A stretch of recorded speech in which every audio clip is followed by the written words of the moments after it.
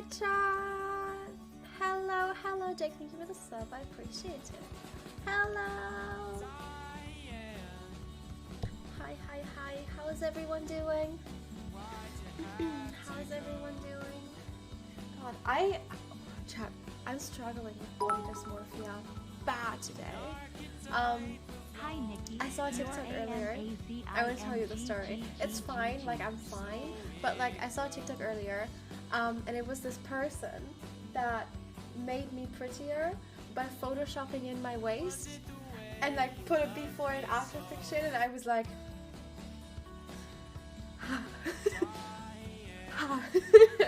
and that did not help with my body dysmorphia, so I'm struggling with it today. I'm gonna try and push through it though. It's all good. The hair looks good, thank you. Yeah, I really like it. Whatever. Alright, we good. But yeah, I didn't want to do a Passerine reading stream where I don't have my face cam on. Though, like normally I would have just put on a face cam, no face cam, but I don't want to have like a reading stream where I don't have face cam on, because I feel like we're in chapter 3 now, by the way, for the people who haven't seen the other stream that I did with reading it. So we're in chapter 3 now, and I feel like it's getting emotional. Hi, Nikki. You replied to my tweet earlier. It made me so happy. Aww. Thank you for being such a great role model, Eiley. Thank you. We're also going to oh yeah, we have new trial mods.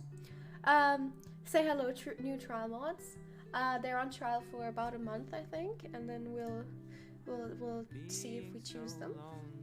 But yeah. Hello, welcome trial mods. I hope you're enjoying modding for this community. And we also, do we have anything else? I uploaded a vlog which we're gonna watch. I think we're gonna first watch the vlog, then we're gonna read, and then we're gonna play Beyond Two Souls. Minx is here. You're perfect, remember that. Oh, thank you, I appreciate it.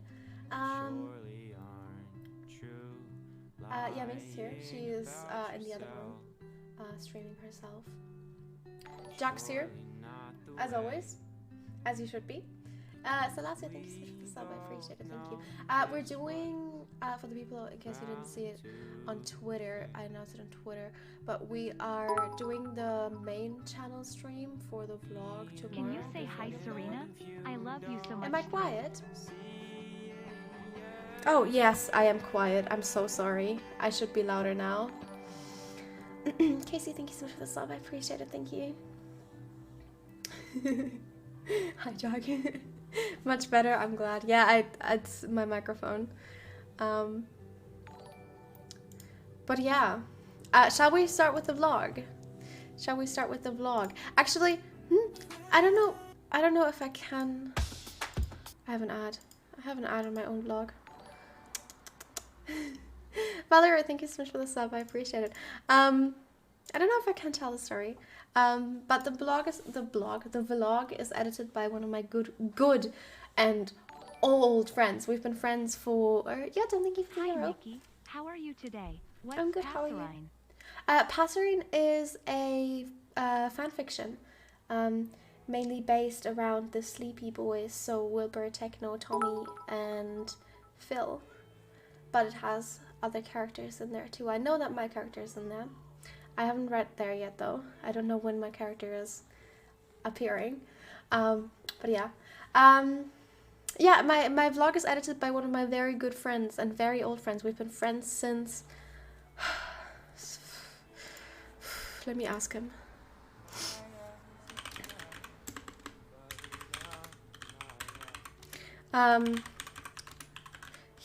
We were in school together, and he brought me onto like the Discord, not the Discord, the TeamSpeak, where I met a lot of my friends and where I basically grew up. We were teenagers together and we grew up together 2015. Yeah, 2015. Wow. Yeah, we've known each other since 2015. Wow. So yeah, I love him very much, and he has a very special place in my heart. And he edited the vlog for me this time because I wanted to hire him as my editor, and that's footage that I had. So yeah, this means a lot to me. This vlog means a lot to me because I love him very much. He's a very great person. Oh, he's watching the stream. Hi. I didn't know you were watching. Anyways, let's watch the vlog chat. Now I'm embarrassed. Let me. Which one is the right game cap? No, that's the wrong one. That's the right one. All right. Wait, what are you saying? I love you too very much. Aww. Aww. Bless. Alright, let's watch it. Let's watch it, chat. For the people who have already seen it, I'm sorry. You'll have to go through it again. It's a good vlog though. It's very good. So yeah, that was when I went to the Samsung photo shoot. I have a third vlog still, but I'm not allowed to post it yet.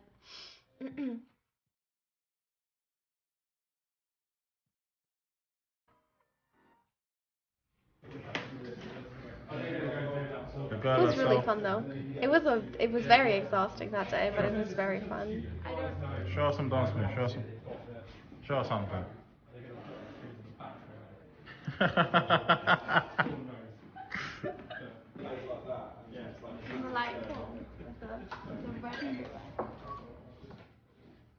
Ooh, who changed it? Who changed it? I just said it's cool.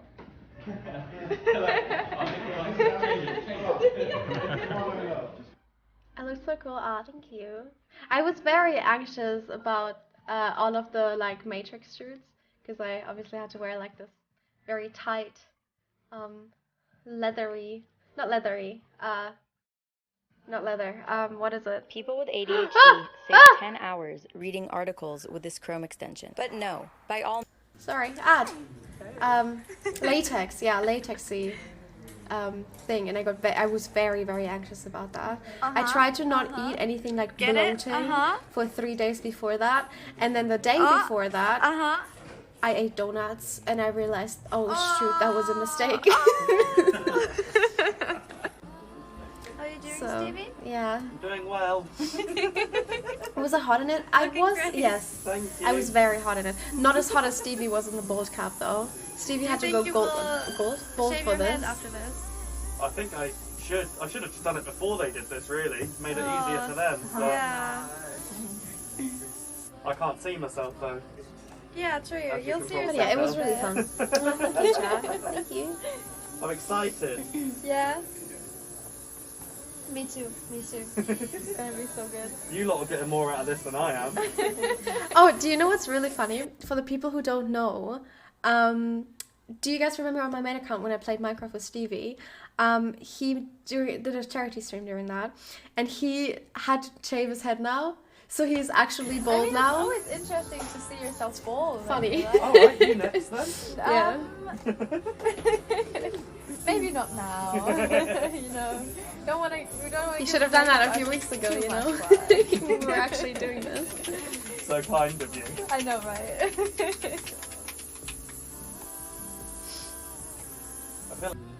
What are you thinking, Stevie? I'm looking good. Yeah. I think you look good. Yeah. I might This stick look gives with you it Matrix vibes. Yes, that was what it was inspired by. after. Exactly, I got the It beard. was inspired by that'll the do. Matrix. Yeah. No, that's cool. It's funny, isn't it? Yeah, I love that. I did it. I got that. I felt so bad during that. I did not. I swear, I didn't do anything bad, chat. Nikki is actually a massive diva. I think. Oh, you know what it was. You know what it was. You know what this is about. I have like, my hair goes. Do you see that? I have the biggest forehead. Wait, let me show you. I have like the biggest. Oh my god, it's so bad. I have a big forehead. And they wanted to slick my hair back, and I was like, I am very insecure about my forehead, and I do not want you to, like, I would not like you to slick it back like this, because I already looked really bold in this because I had very, like, light hair. So I was like, could you cover this? And that's what this is about. I asked if they could make you bald as well. Oh, really? So that's actually what's happening. You just don't Wilbur realise it yet. 2.0, so true. Will and I just don't, you know what? We don't trust people with good foreheads. You know? We're the big forehead gang. Me, Will, Emma Langevin. I think Tommy, does Tommy have a big forehead? I think Tommy might have one. I'm not sure. But you know, it's fine. It's fine. It's fine. You're gonna tell me to close my eyes? You can still vibe with a big forehead, as you can see here. Yeah, but I feel like I can like flick it a bit. It's crazy how like. Does it good suit me? looks. Yeah. Hi, I'm Steve. I'm 42.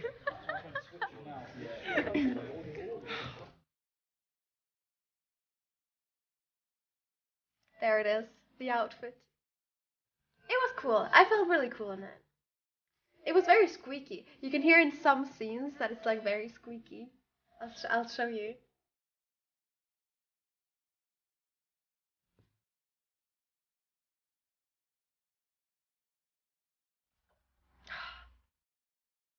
Thomas just looked so cool in this. He's just a model. Oh, where's my mask there? He just looks so cool in everything. Luther right here. Okay. Just here to rhyme Kodak with Kodak. Yeah. Mr. Worldwide. What do we think? Like it? I love the sweater. No, that's the sweater. The jacket? What is it called? No, the thing. The waistcoat? Yeah, I love that. I've got a coat to put on still as well. Big coat. There you go. Yeah, you're gonna sweat. Morpheus. I'm wearing 17 layers. So snazzy. Look at it, yeah. No, I can't wait to get it. Look at him, he looks so cool in it. Look, the boots, I would have worn those boots. I halfway there. was so jealous of But the those coat makes boots. like 50%. Do you know what I Yeah, mean? I Neo think wasn't the sunglasses also make a lot. Yeah, then, Oh yeah, you can that's so hear the so we're squeaking like in the 80% background. loading. Yeah. The jacket's like the final 20s. You don't see Neo without the jacket. So it's warm. We're getting warm. True. We're getting there. Ah, We're getting hello. Hello. Hi. Liam, my assistant, not my assistant, but he assisted me with filming a lot. He helped me with filming a lot. Don't they look cool? They look amazing. You look cool. Thank you. Oh my god. Look at them! Look at them! No. Look at them. There! They look so cool! And they're the best people. Thomas and Stevie are just such nice people. Stevie is so funny. You'll see it in the other vlog, which I'm not allowed to show yet. But that was the first time I met him, and he is just so funny. And Thomas just, you know how like sometimes, as a woman especially, men can, so like tall men can make you feel uncomfortable sometimes. Thomas is the complete opposite. He will make you feel so safe and comfortable. He's just the sweetest. He's just the coolest person. I love them. I love both of them so much. They're amazing. They're just great.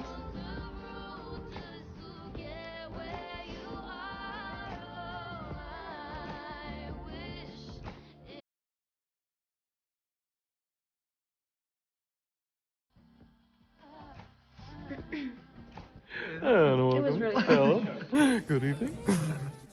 I'm trying to help his glasses. Because they're like clip, but They just clip onto the nose. There's no like side bits, so I just have to go like this. That's what I was gonna say. I've never met someone who thinks so much like me. Jinx! Jinx again! Our mental synchronization could have but one explanation. You and I were just meant to be. Why am I the only one who knows this? Say goodbye to the pain of the past. You don't have to feel it anymore. Love is an open It's just, door. I love watching the vlog.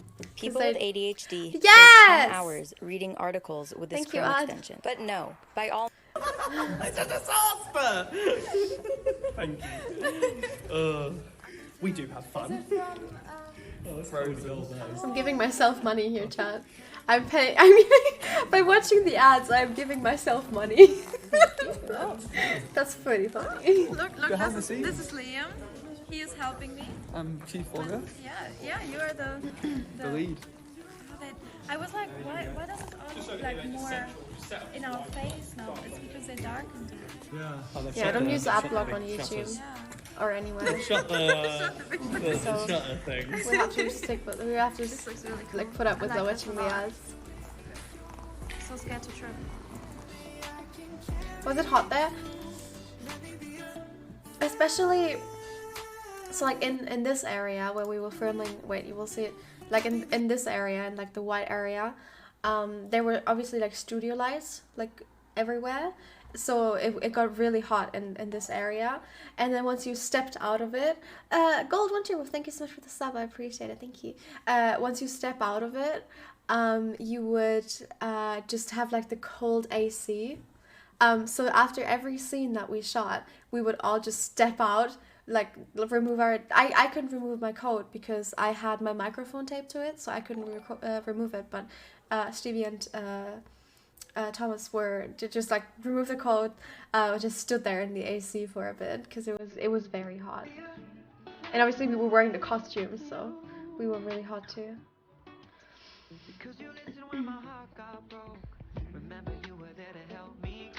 I love her too. Oh, okay. Okay. Yeah, that's serious. Wow. Thank you, Heidi, for the sub. I appreciate it. Thank you. It's a day off of being in the Matrix. Just having my coffee. Gotta stay You awake. can hear the squeaking. I'm about to save the world. Yeah. Don't you know? Who from? Huh? From the agents. You haven't watched Matrix, that's why. The agents. From me.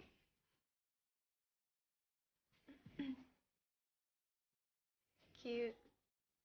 Oh, there was also one thing. Wait, let's go back to to the screens.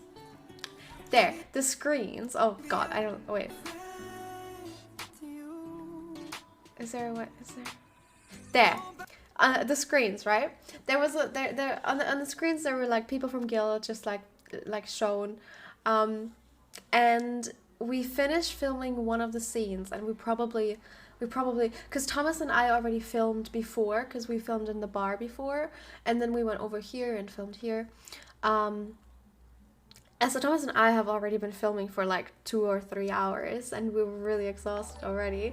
And then we had to refilm because one of the scenes. DJ Khaled. Also, if you had $100,000, what would you do with it? If I had $100,000, what would I do with it? First of all, I would pay off all of my mom's debt. Because that's what I'm doing right now, but I'm doing that in intervals. But I would pay off all of my mom's debt. Thank you so much for the sub. I appreciate it. Thank you. I would pay off all of my mom's debt. If I just got $100,000 now, pay off my mom's debt. Probably. Apartments are too expensive, but probably pay her either an apartment or a new car, and a vacation. I would probably if I now would get $100,000, I would spend it on my mom. Definitely.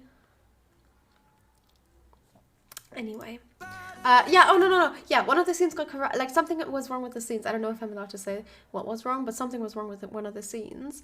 And we had to refilm it all again after we had already finished it. So we had to refilm the entire scene after we already filmed so much. It was so exhausting.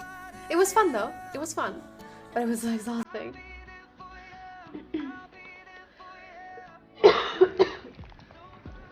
Give me.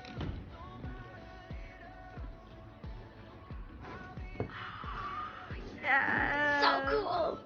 Nice. My coat can do it too. It So happy. He had like a weight of cold. Look, yours came down. I feel like because it's so heavy. Yes. That worked. Yes. So good. I thought so I'd fly good. away.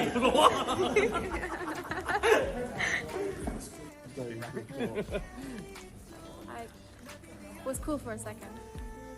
Yeah. How's the shoot going? Going well. My feet are starting to hurt. Oh God, I can't even stand on them anymore.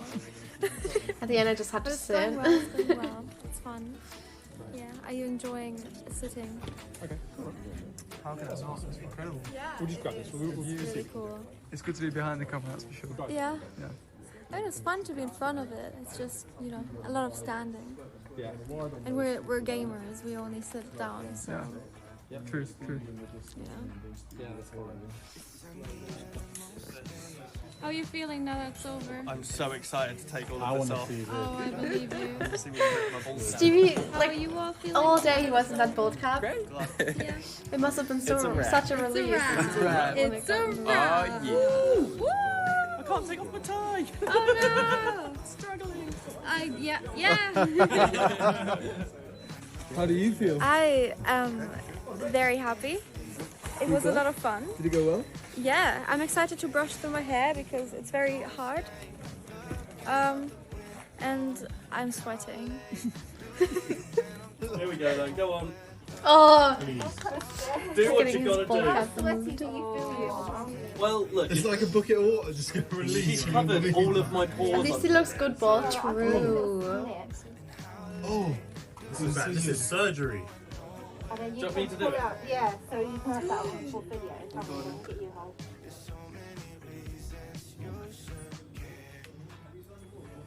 is it there? You got it? Oh.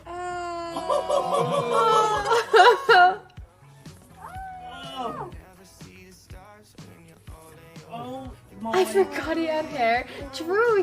We were so used to him. We were so used to Stevie being bald that day that when he had hair again, it was unusual. BTTV. I forgot BTTV again. I forgot it again.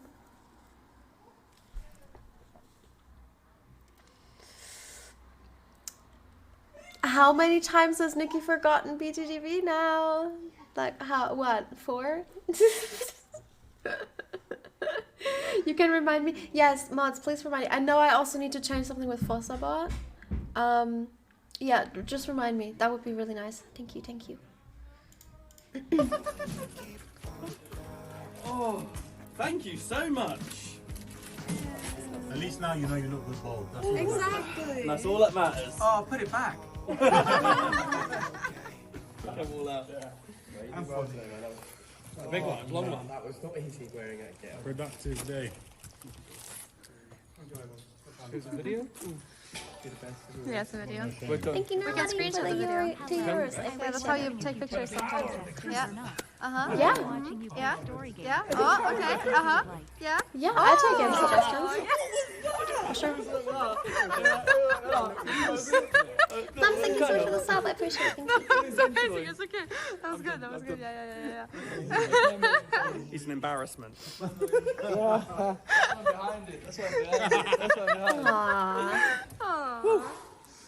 Oh, yeah, we're done. And sleep.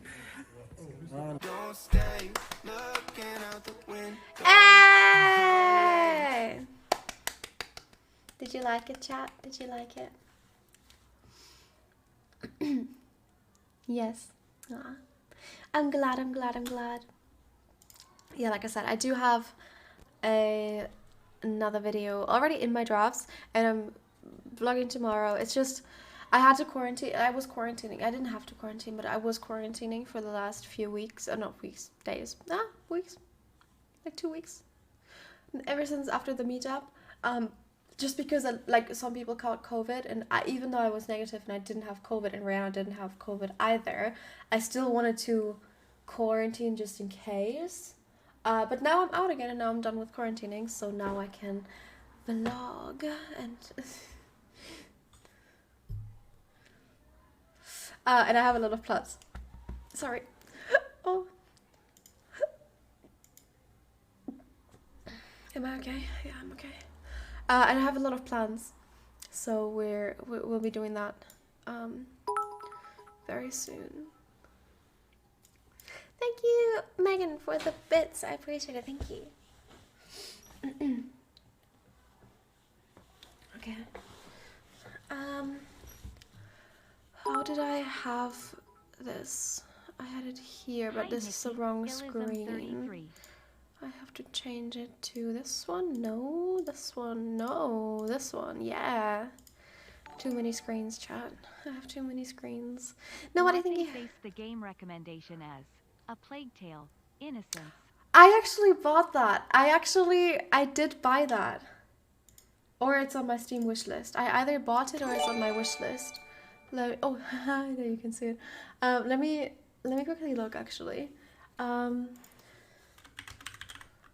it's on my wish list then. Wish list.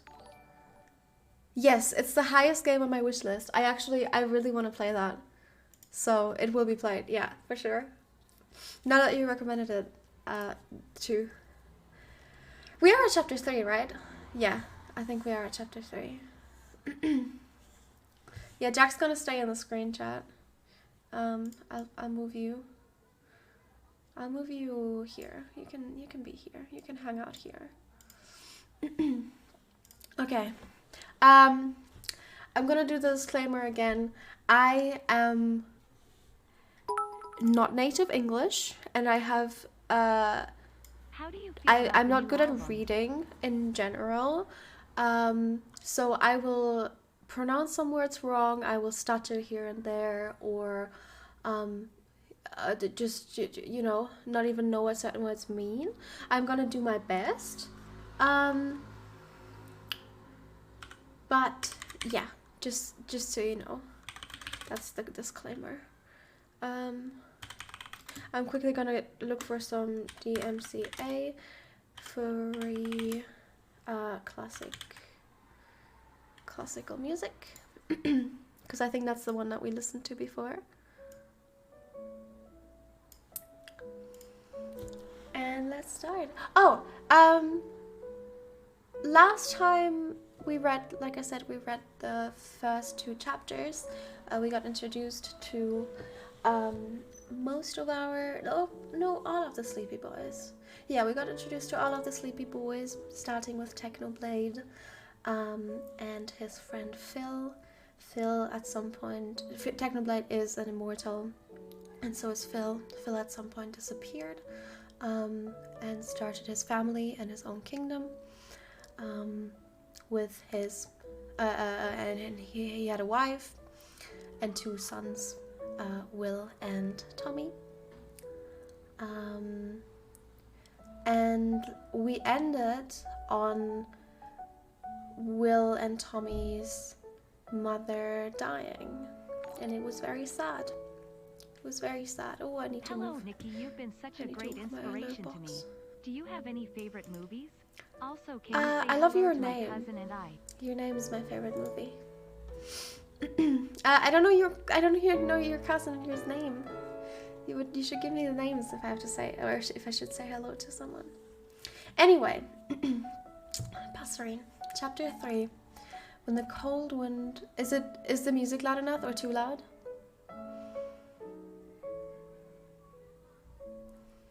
How's the music? It's perfect. All right. It's good. Too loud? I can make it a bit quieter. Like that. Alright. When the cold wind rolls in front of the north, what am I to do? Summary. No, Tommy began, rethinking his word. We need something small.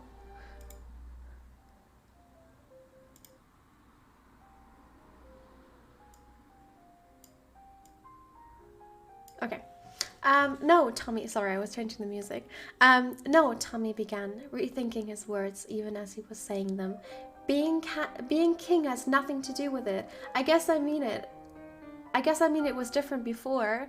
Before he started choosing being king over being my big brother. Oh yeah, Phil's a runaway or disappeared. That happened too. So now Will is king. Oh, Tommy. The sadness in Techno's voice made Tommy's eyes snap open. You think he has a choice?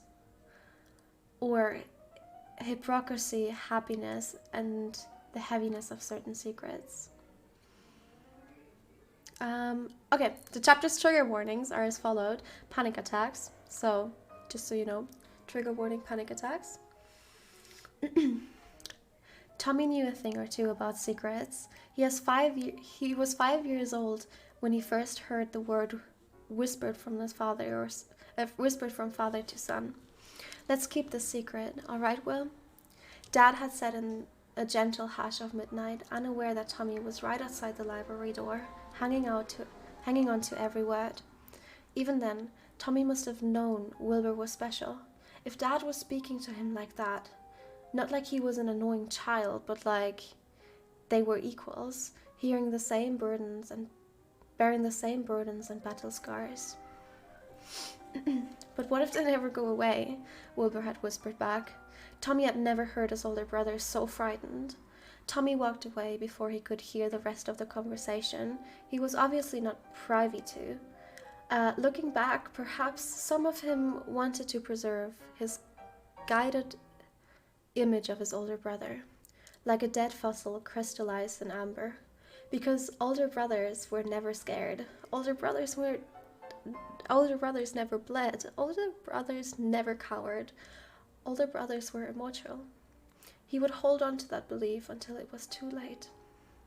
He was 6 years old when he got a secret to keep for his own, and truly understood its burden. A year later, and his brother is crowned. Tommy stood proudly in the crowd as Wilbur kneeled before a man with white robes.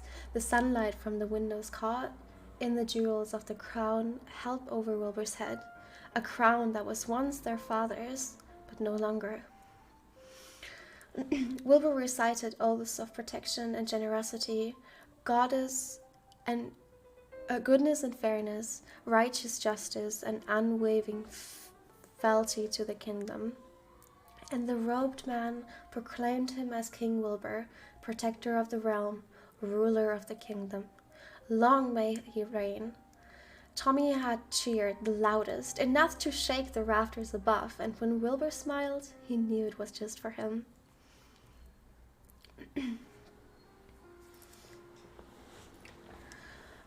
2 years later, on the cusp of his 10th birthday, Tommy asked Technoblade the same question he'd been asking since they met. Will you train me? This time? Technoblade said yes. Time unfurled like unbound parchment, rolling off into the distance without Tommy's notice. They grew together, him and his king brother, taller and broader, stronger and smarter, more Wilbur for the latter, if Tommy were to be honest. Wilbur's duties took him from Tommy more often than not, but that was alright, too, because Tommy had Techno. They would spar and talk until Techno was inevitably called back to the king's side, but by then Tommy was appeased. The days he was alone were the worst, but mostly indistinguishable in their monotonous quiet. Hard words. One of those days, he found himself drifting aimlessly through the castle. Halfway down a vaguely familiar hallway, he heard something that had been sorely missed since his mother's death. Music. He followed the sound to a door that was slightly ajar. Tommy held his breath as he looked through the crack, and then lost his breath altogether when he found the source of the mouthful melody. Wilbur. Tiredness edged into the slope of his shoulders and the skin under his eyes, strumming his guitar, cursing as he missed a note or two, but still continuing, still playing, still soldiering on. And with him was Technoblade, on a sweetly kneeling violin, his scarred hands moving gently over the strings, his bow arm moving fluidly through the air. Both of them had their eyes closed, so completely lost to their own music, and Tommy knew, deep in his gut, this was a world he could never breach. And so he closed the door and retreated to his silence.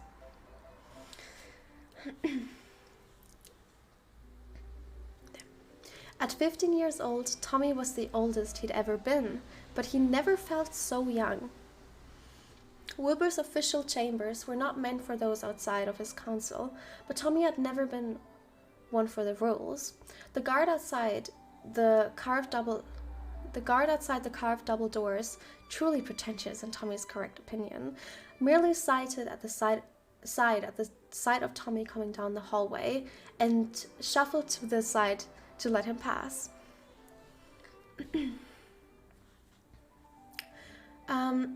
His Majesty has a lot of paperwork to do, the guard said, trying and failing to be stern.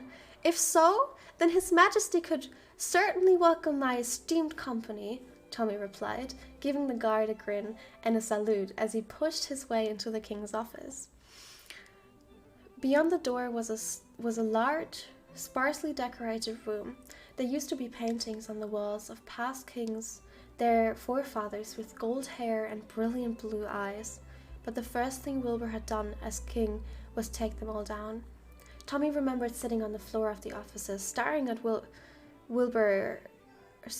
as Wilbur climbed a ladder, rolled his sleeve up to his elbow, and began ripping the paintings from their hooks. There had been such violence in his movements, as if the task was the very bane of his existence. Once it was done, Wilbur stood in the center of his devastation, taking in the bare walls, and nodded. Am I getting rated? And nodded once to himself, pleased. Tommy still didn't know if Wilbur even noticed he was there too. Hi, Raiders! Is it unofficial? Hello, unofficial Jack Raiders. I hope you're well. We're reading Passerine. We're reading Passerine, chapter 3 right now. I hope you had a good stream.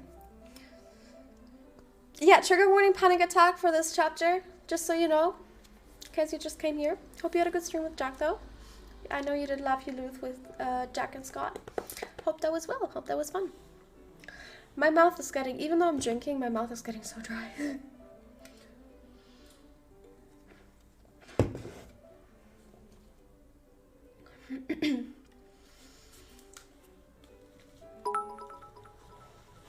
Thank you. We love you, Nikki. Alright, let's continue. The only paintings on the wall now were the landscapes Mama used to make. Tommy's favorite was the one of the mountain range, shrouded in blue mist, because he could see in the corner where Mama had given him the brush for a few seconds. 3 errant brushstrokes in an otherwise perfect painting that stood as a reminder that, once upon a time, Tommy had existed in the same universe as his mother. Oh God. I don't know if you can see that, but that gave me chills. Okay. Bookshelves stood against one wall, with the other two set with floor-to-ceiling windows overlooking the garden outside. The gardens outside. At the center of all things was a desk and a king. Wilbur had scribbled away at a roll of parchment. His crown lay discarded beside his inkpot and a cup of cold tea. "What are you doing?" Tommy asked, closing the door behind him. Wilbur didn't reply. He gave no indication of even hearing him. Tommy rolled his eyes and produced 2 apples from his pockets. He made his way over to the desk, moved over a stack of heavy, important-looking books, and hauled himself up to his sitting position, his legs dangling over the edge. "You've been here all day, you know," Tommy said idly, balancing one of the apples on the top of his finger. "Miss breakfast and lunch?" What's with my voice? Wilbur only grunted in response. "Kingdom's on fire," Tommy continued. "Rioting in the streets. The guards are starging a cop. Techno is leading them." "Sure, Tommy." Wilbur noncommittally reaching to dips on his quill into the inkpot. Tommy casually moved the inkpot out of his reach. Wilbur glared up at him, finally acknowledging him, alpide with annoyance. "What do you want, Tommy?" Wilbur asked, irritable. Tommy took one of the apples and planted it squarely in front of his brother. "Starvation's a pretty short way to go," Tommy said. "Find a less dumb way to die." Wilbur stared down at the fruit as if he had never seen one before. "I'm not hungry," he said, at the exact moment his stomach started to grow. Tommy snorted. "Embarrassing for you." "Shut up!" Wilbur was putting down his quill and reaching for the apple. Tommy bit into his own to hide his self-satisfied smile. Tommy leaned over to catch a glimpse at what Wilbur was writing. His brother's familiar looping script had already covered most of the page with words like intentions and fortifications and conscription. "Conscription?" Tommy repeated around a mouthful of apple. "What does that mean?" Swallow before speaking, Wilbur said mildly. Swallow before speaking, Tommy mocked. "You sound like an old governess. So grouchy." He'd inhaled too quickly. Unchewed apple slid suddenly down his throat and locked there. Tommy gasped for air, reaching blindly for something to drink. Wilbur hastily placed his teacup into Tommy's hand, and he drank it down with gutso until his airways were clear once more. When he looked at his brother, though, a blur of tears, Wilbur was desperately pursing his lips in a violent fight to keep his laugh down. "You're an ass," Tommy wheezed, "and your tea's garbage." Wilbur swiped a thumb across his own mouth to wipe his smile away. "Techno made that tea." "Oh!" Tommy looked down at the tiny teacup with curiosity. He could not imagine his hardened tutor patiently brewing tea for anyone, even Wilbur. "That's all right, then." "Gods, Tommy!" Wilbur placed his elbow on his desk and rested his cheek against the heel of his hand. The look he gave Tommy was one of the utmost affection, despite the obvious exhaustion etched into every inch of his face. "Will you ever grow out of your hero worship? Will you ever grow out of your hero worship of him?" Tommy took another, considerably smaller bite of his apple. He chewed on the sweet pulp, thinking all the while of the pink-haired tutor that had taught him and Wilbur all they knew for survival, and not just through fighting.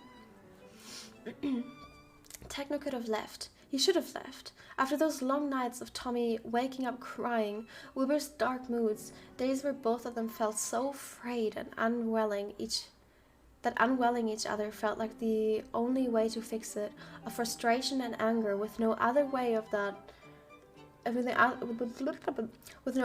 out than screaming. But he stayed. He stayed to watch Wilbur be crowned, stayed to be his most trusted advisor, stayed and kept him together when everyone else expected the boy king to fall apart under the pressure. He stayed and marked Tommy's height on one of the statues in the training pavilion. Despite his insistence that Tommy had not grown an inch, he stayed even after Wilbur forced him to attend balls and galas, and endured each one of Tommy's jibs about the pompous suits he was made to wear. How on earth could Tommy grow out of worshipping someone like that? Tommy swallowed, shrugged. "Maybe if you were awesome, I'd hero worship you too." Wilbur scoffed. "I'm awesome." "Wilbur, if you have to say I'm awesome to prove you're awesome, you're not awesome." "Do you remember?" Wilbur said suddenly, straightening in his seat and staring at the blood-red fruit of his hand. "When we used to pick these with Mother?" "And Dad," Tommy almost added, before catching himself. "We'd go down to the orchids with big wicker baskets," Tommy remembered. "You used to lift me up on your shoulders so I could get the ones on the higher branches."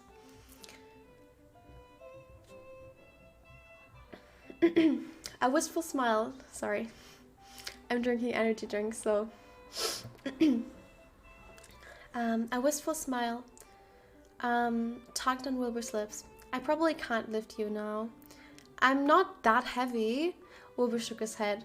"It's not a matter of whether I could, it's a matter of whether you'd let me." Tommy opened his mouth to retort, when quickly shut it when he realized it was true. He probably wouldn't appreciate being on Wilbur's shoulders, nor would he even need to. He'd hit his growth sprouts sometime last year, incensing Techno greatly when it was clear Tommy would be taller than him if he kept up the pace. That meant he would soon be taller than Wilbur too. Let me quickly clean my glasses, chat, because I'm struggling to see.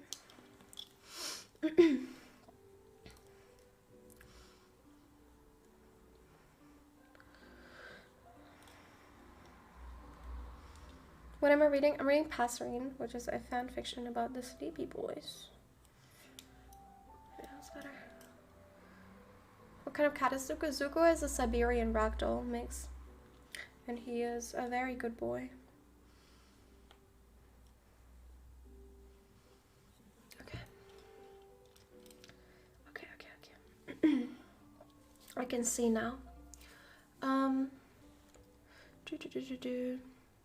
We could just try shooting the apples down with arrows, Tommy offered gently. I'll try not to shoot for your eye this time, Wilbur replied with a laugh. I don't remember much about her, Tommy admitted, as he rolled his apple between his palms, as if that could somehow make her distant laughter clear in his head. Thank you for the sub, I appreciate it. But I remember how much she loved those those apple picking days. We would be there until midnight if she got her way. She used to gather the apple blossom and toss them at us, just to make us laugh whenever we complained we were getting bored. No, Wilbur said quietly. That was Father. Tommy wanted to kick himself. Oh, well, I'm sorry, I guess. I told you I don't really remember. It's alright, Tommy. There's no need to apologize. Wilbur tossed his apple high into the air and caught it gracefully with one hand. He abandoned you too. They polished off the rest of their apples in silence, neither of them saying another word about the phantoms that had been hanging over them for nearly a decade. It seemed to Tommy that people were haunted by two types of ghosts. The ghosts of those who died and those who left. It was just his luck that he had both. When they were both done, Wilbur silently wrapped the cores in an extra sheet of parchment and placed it on the edge of his table for later disposal. As he did, Tommy's attention was drawn back to the letter Wilbur had been working on when he entered. You didn't answer my question, Tommy said, idly kicking his heels against Wilbur's desk. What does conscription mean? Wilbur sighed as he took up his quill again. You don't need to know, Tommy. Tommy blisted. Thank you, Lemon, for the sub. Tommy bristled at the careless dismissal. I'm a prince of this kingdom, Wilbur. I deserve to know. Wilbur quirked an elbow at him. Oh, suddenly you're interested in the affairs of the realm? I've always been interested. What's our highest earning export product then?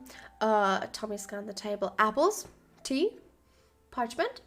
Wilbur rolled his eyes. You are a ridiculous child. He began scribbling away at the letter once more. I'm not a child, Tommy murmured.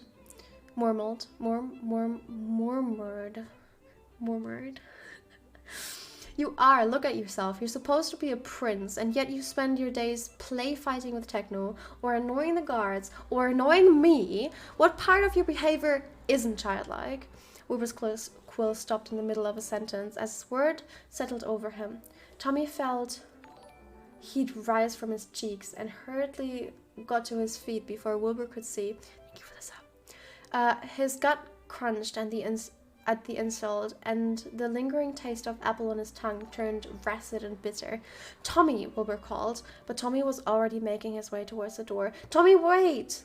You're not the fucking boss of me, Tommy spat without turning, lacing his words with venomous anger. I am, actually, but that's beside the point. Tommy heard Wilbur's seat grapple against the floor, but no footsteps turning after him. Tommy, gods, you're proving my point if you walk out of that door. You don't scare me. Screw you, Wilbur, screw you. Tommy threw the door open, startling the guard outside. He marched past the threshold, slapping at his cheeks as if that might somehow dissipate the shame gathering there. He shouldn't be this angry. All three of them, Techno, Wilbur, and Tommy himself, have said worse things in the past to and about each other, but seldom did it ever sting like this. Perhaps because it came in the wake of their father's memory being conjured up between them. Perhaps because it had been their first proper conversation in a week. Perhaps because Wilbur was right. Wilbur was right. The door slammed shut behind him, each echoing through the empty hallway.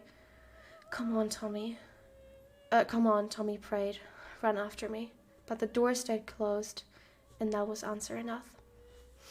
Alright,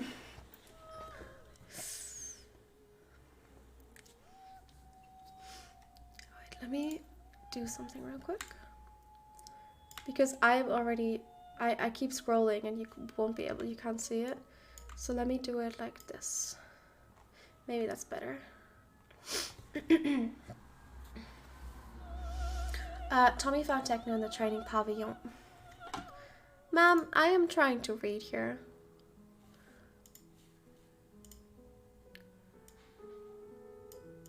There we go. Sorry. Tommy found Techno in the training pavilion, practicing his lunges with a silver trident Wilbur had gifted him a few years back. Technoblade took one look at the expression of Tommy's face and tossed him a spear that had been leaning against one of the statues. Wordlessly, they took their positions in the middle of the pavilion, sizing each other up for a moment before jumping into action. After 6 years under Techno's tutelage, Tommy could hold his own against knights twice his age and size.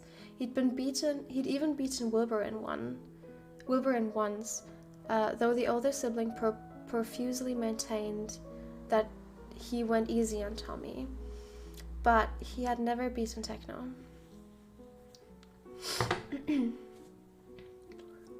Tommy was sure even Wilbur, who'd been training with Techno for longer, had never won against their tutor. In a truly bleak moment when he was 13, Tommy eventually realized that the man they were fighting against might not even be using his full strength. But that didn't matter right now. It wasn't about winning this time. Tommy rushed Techno with a visceral scream, a sound that came from deep within his chest.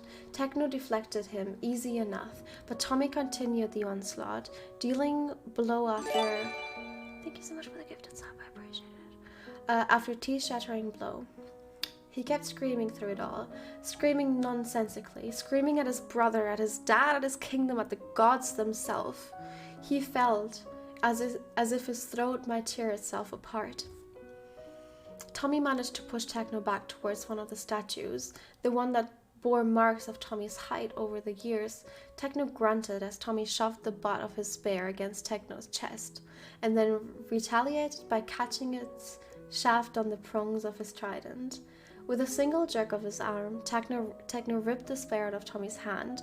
It clattered to the floor somewhere behind Tommy, but that didn't stop him. He balled up his fists and hit indiscriminately at Techno, his knuckles finding an arm, a rib, a collarbone. And Techno merely stood there, taking all of it in. He let Tommy burn his anger away into exhaustion without a word of protest. When Tommy collapsed into the ground, a heaving, sweaty mess, Techno silently placed his own weapon to the side and laid down beside him. They spent half an hour just like that, staring up a roof, listening to Tommy's harsh breathing slowly wind down. Neither of them spoke. Neither of them needed to. Silence was a language in and of itself, and Techno was the most fluent in it.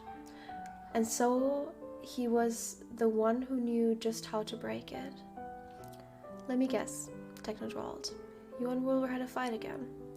Tommy exhaled through his nose. Called me an annoying child, he muttered. He does that every day, Tommy. I know, it was different this time though. He might actually have meant it. Ah. There was a rustle of fabric at Techno's crust as Techno crossed his arms under his head. Well, Wilbur's not having a very fun week, so I'd take anything he says with a grain of salt. I wouldn't know that, Tommy grumbled. Neither of you tell me anything. You never expressed a desire to be told. I would appreciate being told regardless. Noted then. Another moment of silence stretched before Tommy whispered, "He didn't even run after me. He would have before." Out of the corner of his eyes, he saw Techno shift Techno shifted so he was looking down at him and braced against the floor. When Techno spoke again... Hi, Car. When Techno spoke again, his voice was patience. Before what? Before he was king? Tommy sighed. He felt like his lungs had come to lose in all the chaos. Everything in his chest was too tight, all too sore. He closed his eyes against the pain, seeing his brother in the darkness, brown curls falling over his eyes as he bent over his guitar, smiling at his own music. Tommy would give everything to hear Wilbur play like that again.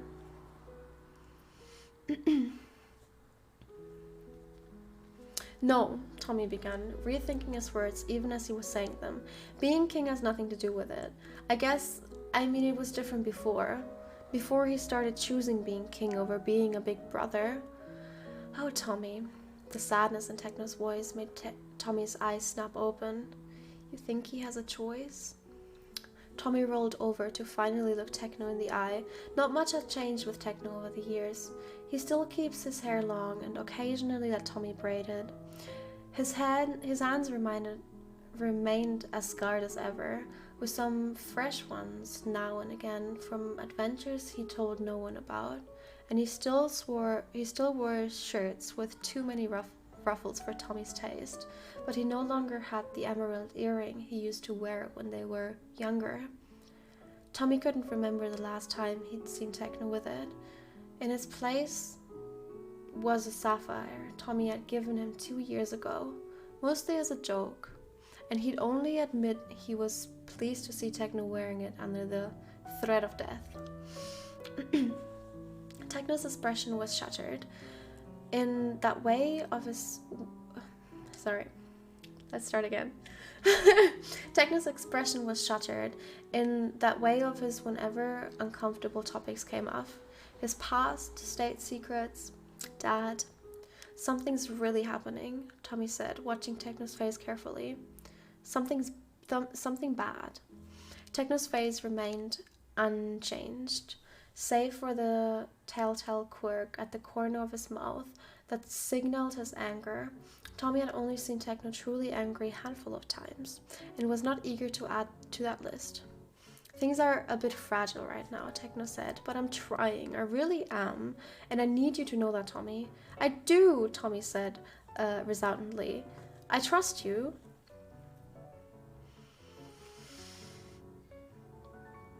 Because while Techno had stayed when Tommy and Wilbur were at their worst, they'd repaid him in kind. A few years into Wilbur's reign, Techno had taken to study up on statesmanship and politics, and... Sorry, I'm kidding. There we go. Okay. I don't know why I'm nervous. He took studying up on statesmanship and politics and etiquette as if his very life depended on it. It was the only aspect he was lacking in, he'd said, and he needed to cover for Wilbur when push came to shove on the debate floor. And while Tommy and Wilbur couldn't understand his sudden zeal, they still knew that their tutor needed rest as much as any other human being, so they developed their own system of getting Techno to eat and drink, and oftentimes had to physically pry him away from the library. Techno eventually relented to calming down after he knocked Wilbur to the ground in one of their struggles to get him to bed.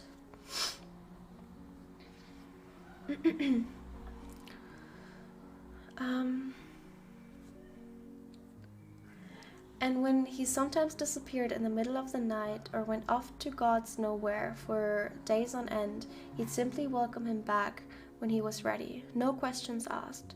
Partially because the look of Techno's face after his little escapades implied that whoever asked would be thrown over a balcony.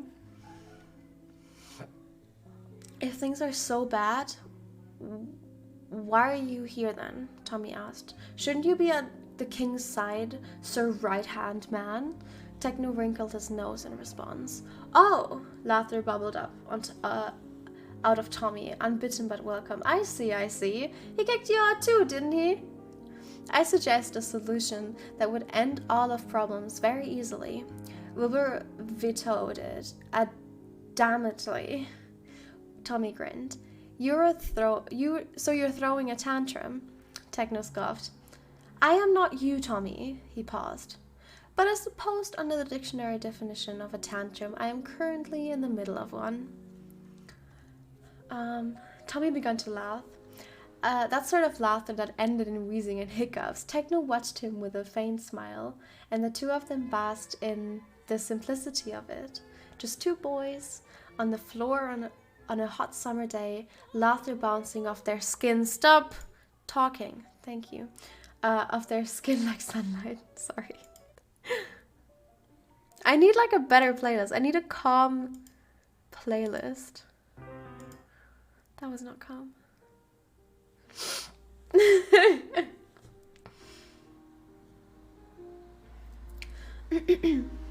Okay. We'll be okay, Techno, Tommy assured him once he settled down. I mean, it's you and Wilbur. You'll figure it out like you always do. Techno stared at Tommy for a moment before quickly looking away. That's enough, Passerine. Garbage for the day, I think. Get up so I can beat you to the ground again. What does Passerine mean? It means you need to push up on your vocabulary, Tommy.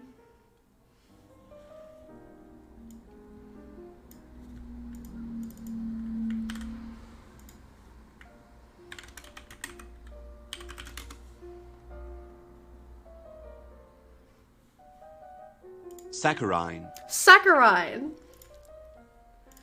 Okay. Tommy grinned as Techno pulled him up, and through his palm was scarred, it was warm. And though his palm was scarred, it was warm.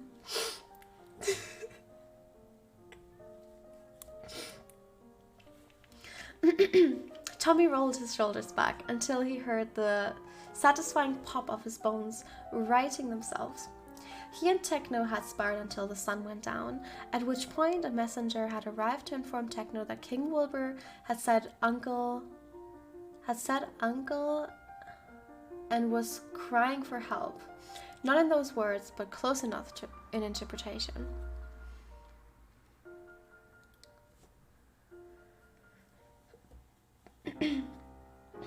Go, Tommy had encored when Techno had hesitated on the steps leading down from the training pavilion. At least one of us is welcomed back in His Majesty's good graces. He should be looking He should be looking for a way back into yours, Techno had replied, and was gone. Tommy had spent the rest of the evening stabbing at a training dummy with a spear until another servant arrived to call him to dinner, which, unsurprisingly, he ate alone in an empty dining room. Afterwards, he'd made up his mind to swallow his pride and found his way back into Wilbur's offices. The guard standing post outside was gone, which meant that Techno was still inside. After all, who needs guards with Technoblade there? As Tommy drew near, voices had begun to filter in through the door, muffled but getting clearer as he approached. Quiet today, someone was saying, but that hardly means anything. I think they know something I don't, Techno. Tommy held his breath as he pressed his ear against the door. Did you do the breathing exercises I taught you? Techno's soft roll. Did I? Of course I did. I did everything you said. I always do, Wilbur said from fraught murmur. Then why won't you let me do this for you? Do what? Tommy had leaned in as close as he dared. Because it won't help, Wilbur had said. It sounded as if it was an argument they had a million times before. We don't know why they're gathering at the border yet. You've studied history. You know nothing good ever comes from that sort of maneuver, Wilbur. Meanwhile, the longer we wait, the less prepared we'll be if they do. Wilbur interrupted. We're not entirely unprepared. I've sent the I've sent the conscription notices. Why is there so many hard words in this? I don't understand.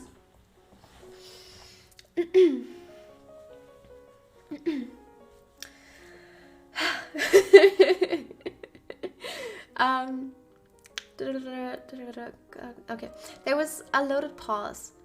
You did? Tommy didn't know if Techno sounded more impressed or indignant. When? This afternoon, after my little brother looked me in the eyes and I realized just how much I have to lose. At that point, Tommy had backed hastily from the door as if it burdened him. He turned to his heels and ran, his head spinning and his heart hammering, unsure whether to laugh or to cry. Something was really happening. Something that made Wilbur think he was going to lose everything. Tommy didn't pay much attention to his history tutors. They were never as amazing as Technoblade was, but he did know that his family had maintained peace in the kingdom for decades, and that talks about borders were never joyful affairs. Now, thank you for the sub, I appreciate it. Now, in the silence of his bedroom, he paced, working out the kinks in his body and trying hard to ignore the gnawing feeling that he was on the brink of something too large to comprehend.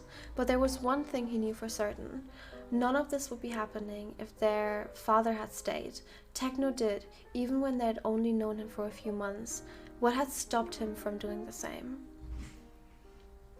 And then there was the guilt of knowing exactly what could have made him stay, what could have been done. Secrets. What terrible, heavy things.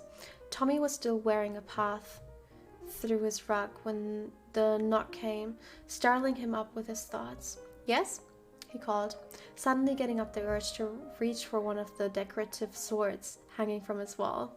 It's me, Wilbur. Tommy relaxed, and then jolting back. Wilbur? Tommy opened his door slowly, unsure of who was waiting on the other side, the king or the brother. But standing at the threshold, his shoulders slumped and his smile tired, was just Wilbur.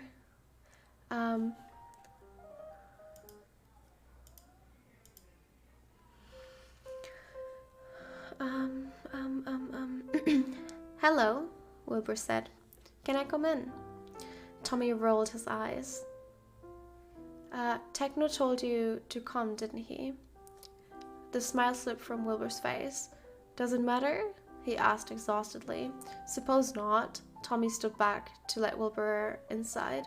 Wilbur crept in like a tourist, looking at every inch of Tommy's room, like every little thing was a priceless artifact. When had Tommy last allowed his older brother into his bedroom?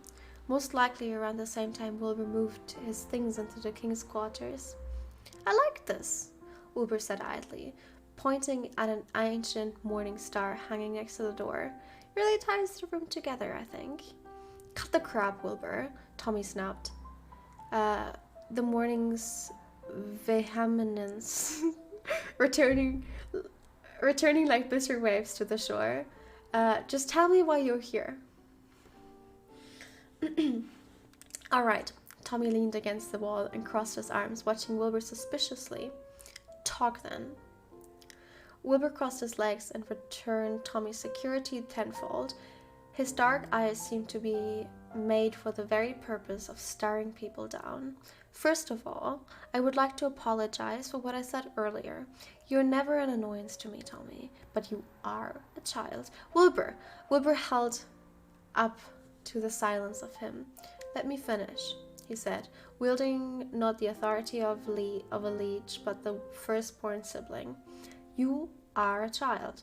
That isn't a bad thing. You're allowed to be what you are. You're young, but that's also a reason why I thought it was best to keep things from you. In my efforts to protect you, I drove you away, and that's the last thing that I want. Are you alright? And you're right. Speaking with Techno did help me come to that conclusion, but we all need Techno's help now and again, don't we? Tommy scoffed, but he couldn't disagree. Wilbur knew it too. I don't need to be protected, Wilbur, Tommy said weakly. Then why do you always look so sad? Tommy's eyes locked on Wilbur's. What? There was a world's worth of pain in Wilbur's expression. Whenever you think no one's watching, you look so sad, Tommy. But I see you. You joke and laugh and shout all day, but the moment you're alone, you get this look in your face. You're carrying some heavy weight and you're trying to find somewhere to set it down, but there's nowhere. You've seen that look before. I've seen that look before, Tommy, and that's why I'm scared for you, because Father, don't, Tommy croaked. Don't compare me to him, Wilbur. I am nothing like him. Prove it then. Wilbur suddenly stood, making Tommy jerk back against the wall. Do what he never had the guts to do. Then tell me what's wrong, Tommy. Tell me what you're carrying and I'll help you. Tommy's chest felt tight with the pressure of the decade-old secret. His eyes instinctively scanned the room for an exit, some way out, some way to never speak of this again. He wanted nothing more than to melt into the wallpaper behind him and never see the light of day again. Wilbur's expression softened at Tommy's panic, and he slowly sat back down on the set. I'm sorry, he said gently.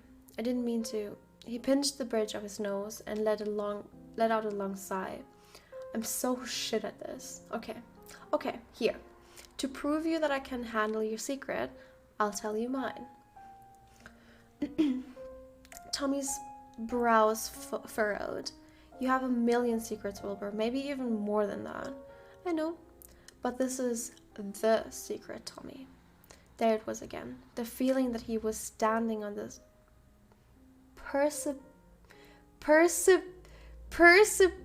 of a dark, unfathomable chasm. I'm sorry. I, said Wilbur, hear voices. He taped his temple, right here. He tapped his temple. Voices that aren't mine or anyone's else, as far as I know. We're still trying to figure it out. We? Tommy breathed. Techno and I. Ah, of course.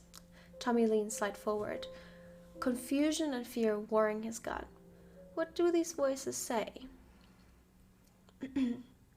Sometimes they're cryptic, vague, talking about fate and strings. Sometimes they just taunt me, and sometimes it's worse. Wilbur took a shuddering breath. So much worse. And right now, Tommy asked, not sure if he wanted to know the answer. Right now, Wilbur said quietly, they're telling me to kill you. Tommy's breath caught in his throat. He was suddenly very aware of how many weapons, decorative or otherwise, he had on his walls. Wilbur, you can't. I'm not going to do it, Tommy, Wilbur said, sounding hurt that Tommy might ever think the opposite. I would never hurt you. But the voices, they're saying it's inevitable, that it's your destiny to die by my hand. And that is a story that has been told many times over, and we can't change how it ends. And how does it end? Badly, Wilbur whispered. His tone made it clear that whatever it was, Tommy was not prepared to hear it. Well, you don't actually know the voices are saying what the voices are saying are real, right? Maybe it's all nonsense and it won't actually happen. But it already has, Wilbur swallowed, and both he and Tommy settled themselves for what he was about to say. 2 months ago, the voices told me there was something coming, that an army was gathering our northern borders. But we don't have any enemies. That's what I thought too. But I sent some spies to investigate, just in case, and they confirmed it. Oh my god, that scared me! Oh my god!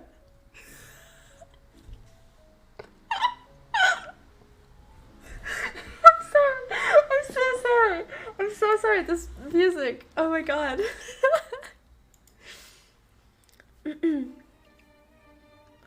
Okay.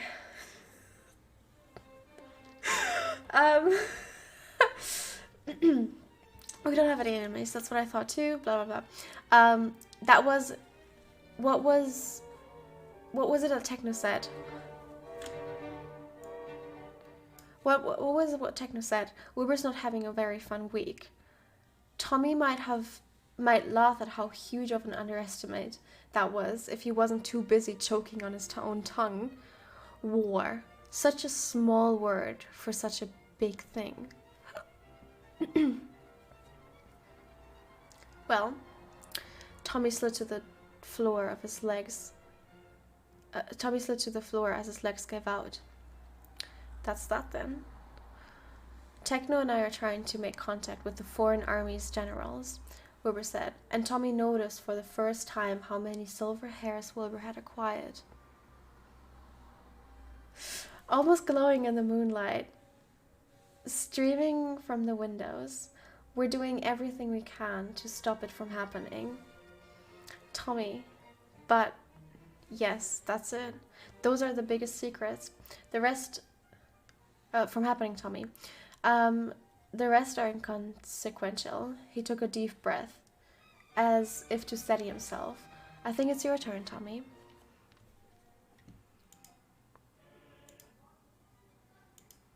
Let's find some music, chat. Let's find some music. There's a one. Okay, there's one. Maybe. No, I want a sad one. I want sad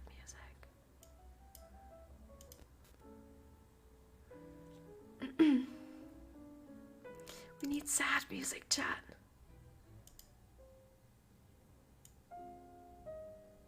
Yeah, this one's good, I think. Okay. Tommy laughed bitterly. After that reveal, anything I say will just sound stupid. It won't, Wilbur said resolutely. He leaned back in the seat, giving Tommy a gentle look. Whenever you're ready, Tommy, I'm right here. Tommy drew his legs toward himself and wrapped his arms around his knees, clinging on for dear life. This was too much, too fast. He wanted to yell. He wanted to crack his fists open on the marble statue with Techno's little markings. He wanted to pinch himself and wake up yesterday, when nothing was wrong except for the gnawing pain in his chest that had never gone away, even 9 years later. He wanted his parents. The world had gone suddenly dark, and in the shadows, Tommy finally let go. You want my secret, Wilbur? He pressed his face against his knees, as if that might hide his shame from the world. I saw him. There it was, the truth, or a confession, or both. That night, I saw him. He heard Wilbur suck in his breath. There was no need to elaborate between the two of them. There was only ever one he, and only ever one night. He kissed my hair, and that was what woke me. I saw him walk away from my bed towards my window. I saw him open it. Thank you. I saw him open it, and I saw him climb out, or jump out. I want to say he flew out like a bird, but I don't remember that part very well. What I do remember is just laying there, fully awake, knowing something was really fucking wrong. I just laid there. Tommy's eyes began to sting, so he closed them shut before the first of the pathetic tears could fall.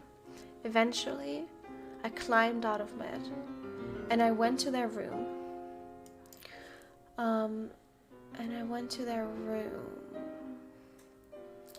Wanting to believe that I just dreamed it all. And that's when I found Mama. He could still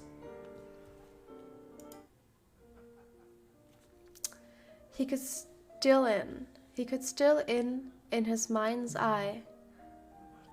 In his mind's eye. He remembered so little of her, but he could never forget how he'd crawled up on the bed next to her, trying to wake her.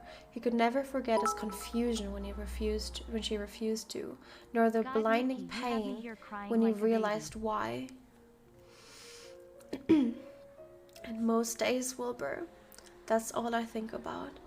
How I was awake and could have stopped him, and I could have made him stay. And you wouldn't have needed to be king so young. I could have spared you for all of this, Wilbur. And now everything's gone to shit, and it's all my. A sob tore free from his lips, sudden and unrelenting. I want to help you, but I don't know how. Nobody ever taught me how. Tommy. Wilbur's voice sounded so far away. But the worst thing, Tommy continued, trying to ignore the ever-tightening noose around his neck, is that maybe I should have seen it coming. He used to come by my door in the middle of the night when he used to live across the hall. I kept my door open just a crack after the first time it happened, just to see if he would come again. And he did, so many times. I used to think he would knock eventually, but he never did. Tommy tightened his hold of himself, shaking with grief and maybe with relief too. I think he was saying goodbye long before he left, Wilbur. P. Tommy deserves better, any truers. For a moment, the only response to his word was silence. Tommy was afraid to look up to see Wilbur had left, angry and betrayed. But instead, Tommy felt warm arms encircle him and pull him towards something safe and solid. Tommy, Wilbur whispered into Tommy's hair. You were 6. And that was it. That was what broke Tommy in the end. He crashed into his brothers, wrapping his arms around Wilbur's torso and burying his face in his chest. The tears finally came, a accumulation of 9 years of guilt and paranoia, of stumbling through the life, unsure of where he stood with his brother, of fearing that one day Wilbur might find out what he failed to do and hate him forever. But that wasn't hate. That was the opposite. Shh. Wilbur ran a hand through Tommy's hair.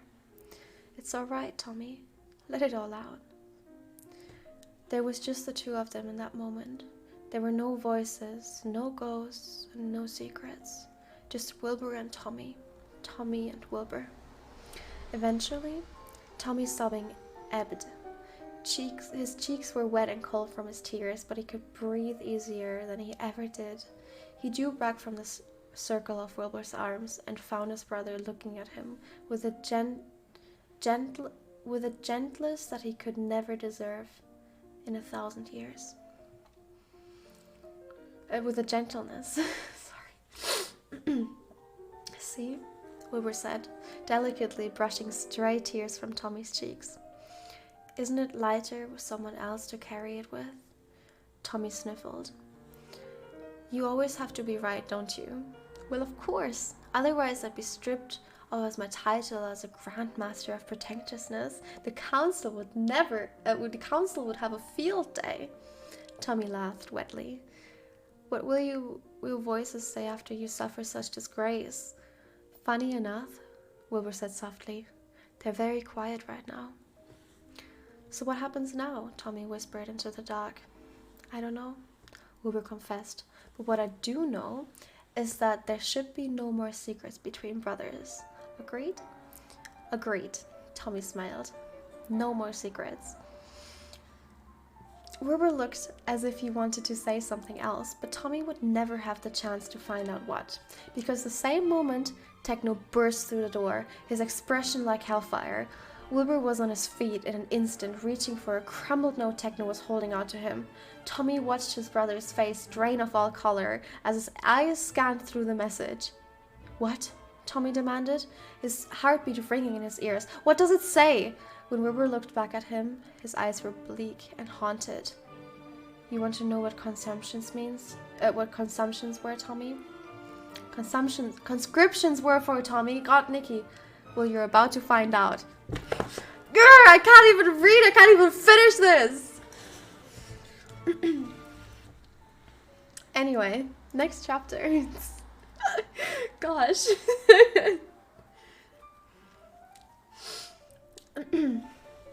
Chapter 4. Let's change the music again.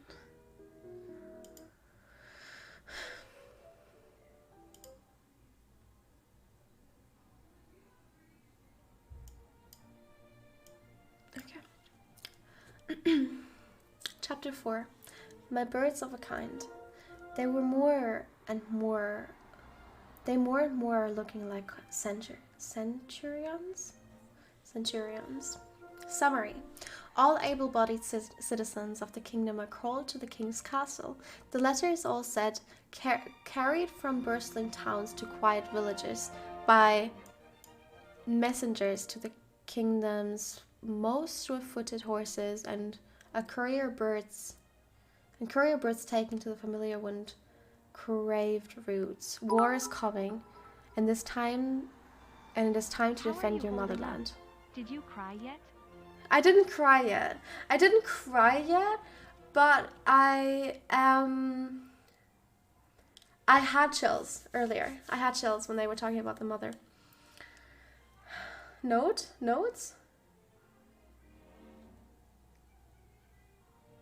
What is it? Wait, the notes? What is it with the notes?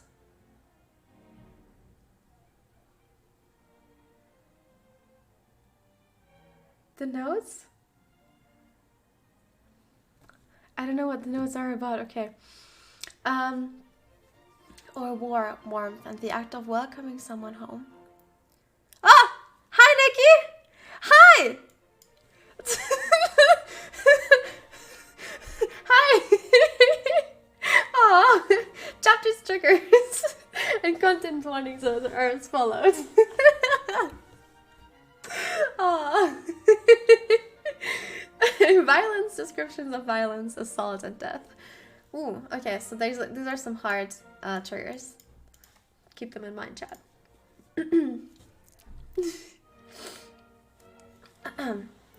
3 men stood on a balcony where once there were 2, a mortal king, a mortal prince, and their red-eyed teacher. In the gardens below, travelers were gathering, most weary from the journey from every corner of the vast kingdom. Even now, more were still pouring into the capital city, staring in wide-eyed confusion. A conscription notice tucked into the pockets of crushed between nervous fighters. Fingers, not fighters. Oh God, is this a hard one? This is where the field start? Okay, chat. We need better playlist. But okay, someone, I'm sorry. I'm gonna pause here. Someone said that Rambu's lore playlist is really good for this. Does he have it like Rambu's lore?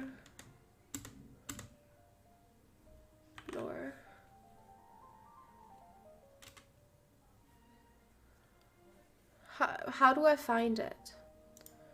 How do I find mods? Do you know by any chance?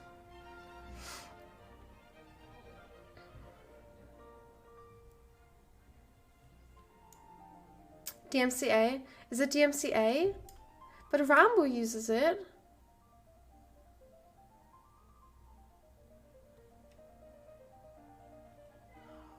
But Rambo uses it. He doesn't? Ah, grr.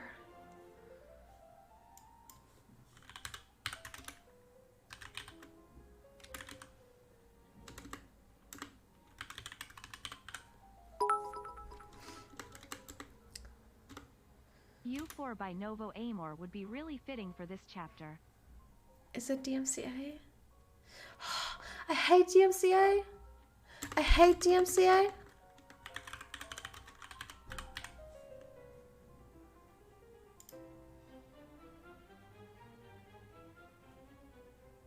Okay, chat, look at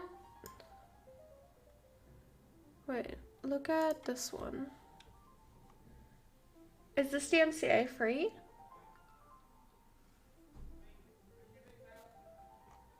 Does this mean that it is DMCA free? Coffee 1930? Coffee 1930.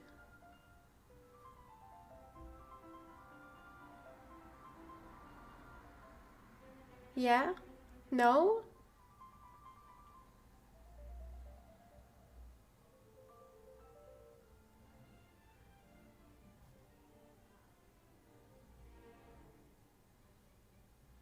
Oh, Corey sent me something.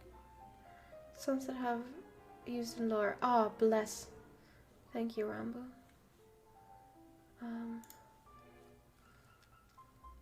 So these are DM. Okay, that I've used in lore. That means that they are DMCA free. It's only 4 songs. We can just loop them.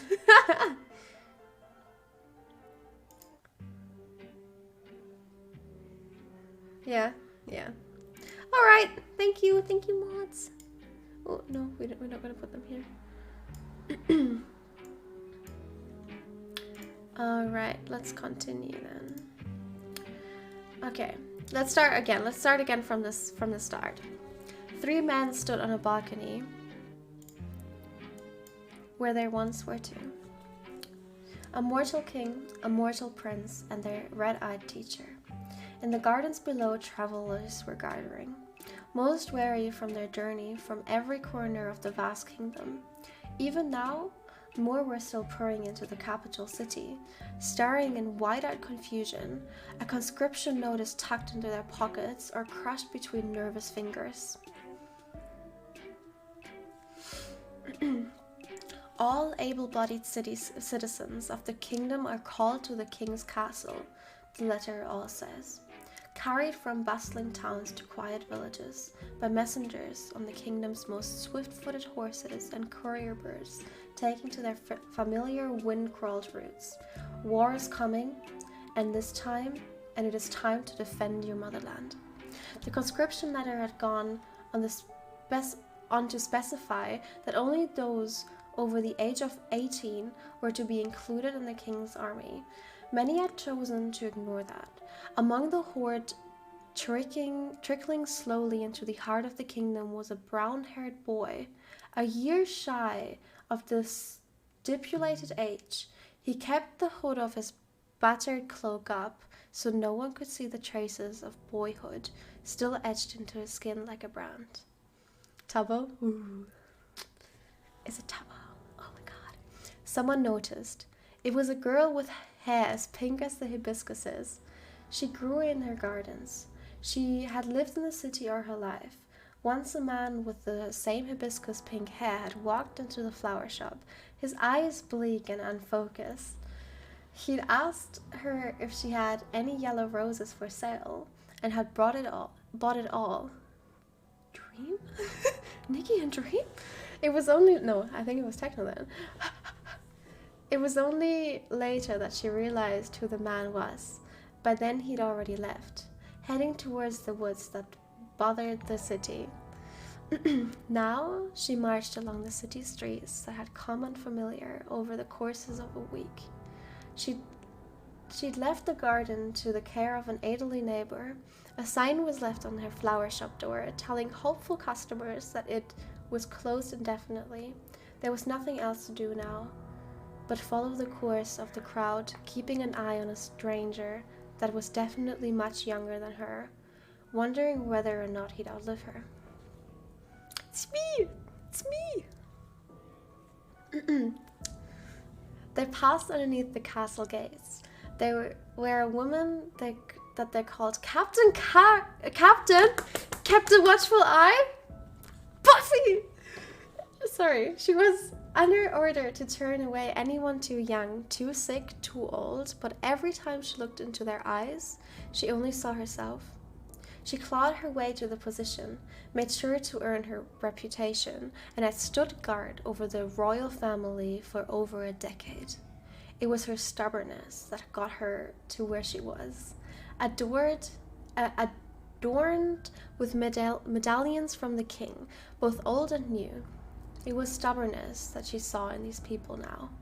So while she did her duty by bearing the way for the youngest, the sickest, and the oldest.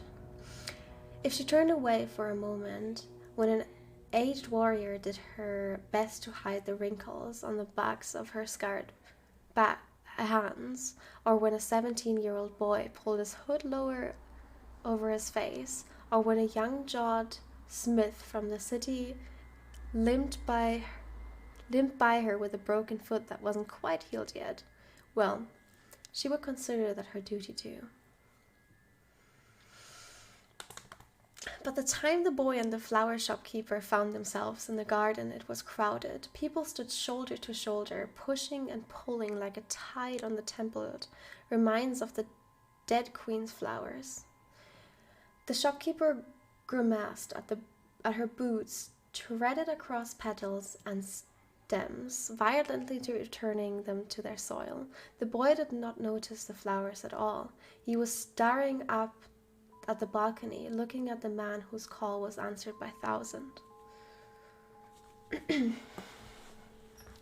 Most of them had never seen their king before, but they've all heard the stories of a boy crowned on the eve of his 16th birthday after his father's mysterious disappearance, or death, or assassination, depending on which rumors you believed.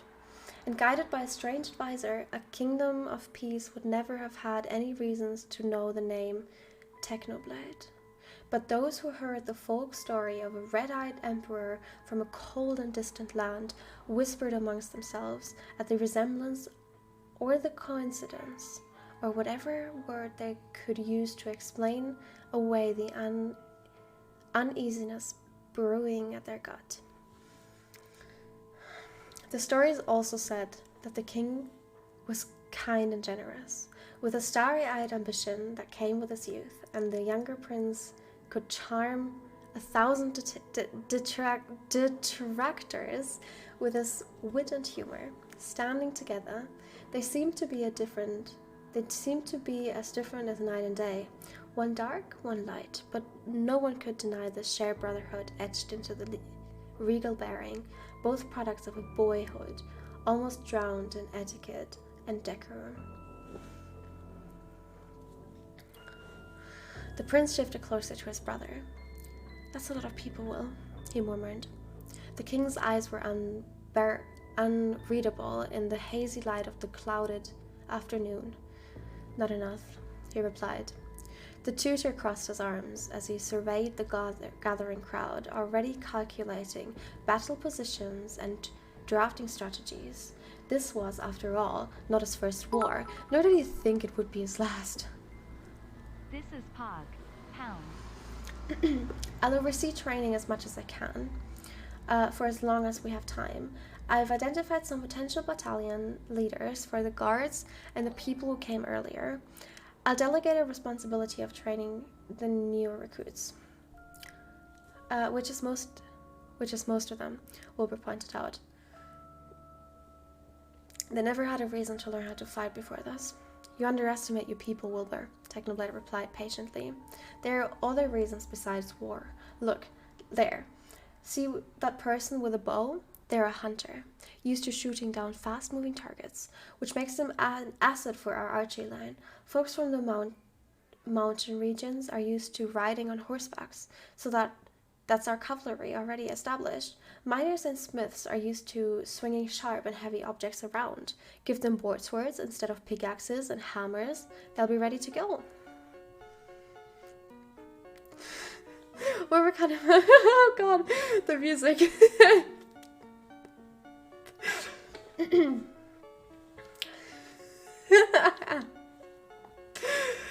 Wilbur cutting a bemused look. "You sound almost optimistic. Did you hit your head on a wall this morning?" "I've seen worse odds." Tommy scoffed. "This is different from all your war books, Techno. This is real life." He did not notice the knowing look shared between his brother and their tutor. "Anyway," Technoblade continued, "I've reached out to the mercenary guilds to supplement our offensive. Our coffers can handle the hit, after all. This kingdom has only been busy with trade for the decades. And it all goes to shit anyway, Tommy asked. And it all goes to shit anyway? Tommy asked quietly. Technoblade's expression hardened. "It won't." "How can you be so sure?" demanded the young prince. "From what I've been hearing, we're nothing more than a bunch of poor saps armed with twigs against this... What did they call themselves?" "The Green Army," Wilbur replied, not taking his eyes off the people below them. "Ridiculous name, if you ask me," Technoblade said. Tommy did not laugh. as he usually would. That message you received said they massacred the entire town, Wilbur. He choked. An entire town, wiped out overnight, like ants. Wilbur's hands tightened around the balcony railings, his knuckles turning white and as he squeezed. They were taken by surprise. We will not be so unfortunate. One of them said the obvious. None of them said the obvious, which was the fact that if Wilbur had not held his secret so close to his chest, the town that once sat on their northern border might have survived.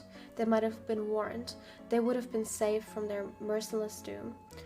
Hypotheticals Technoblade had told him before were worthless and only crippled their way forward, but it still sat in the uneasy silence between them, broken only by the teacher saying, other towns along the Green Army's route have been evacuated. We should be expecting refugees to arrive in the city in 3 days, but the temporary camps will be finished and ready by then. And that's the truth about the army itself. And what's the status about the army itself? What am I reading? Based on the spies' reports, we have half a month at most before they arrive at the valley, which gives us nothing. Which gives us another week. What am I reading? Okay, 1 second.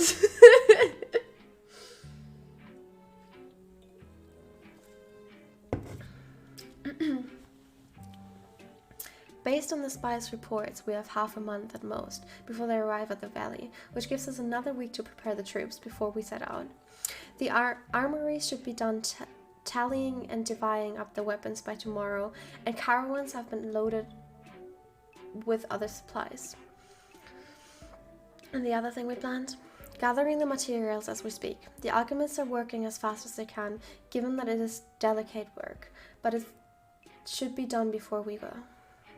Good. Wilbur raised his head towards the sun, breathing in the last sweet winds of spring.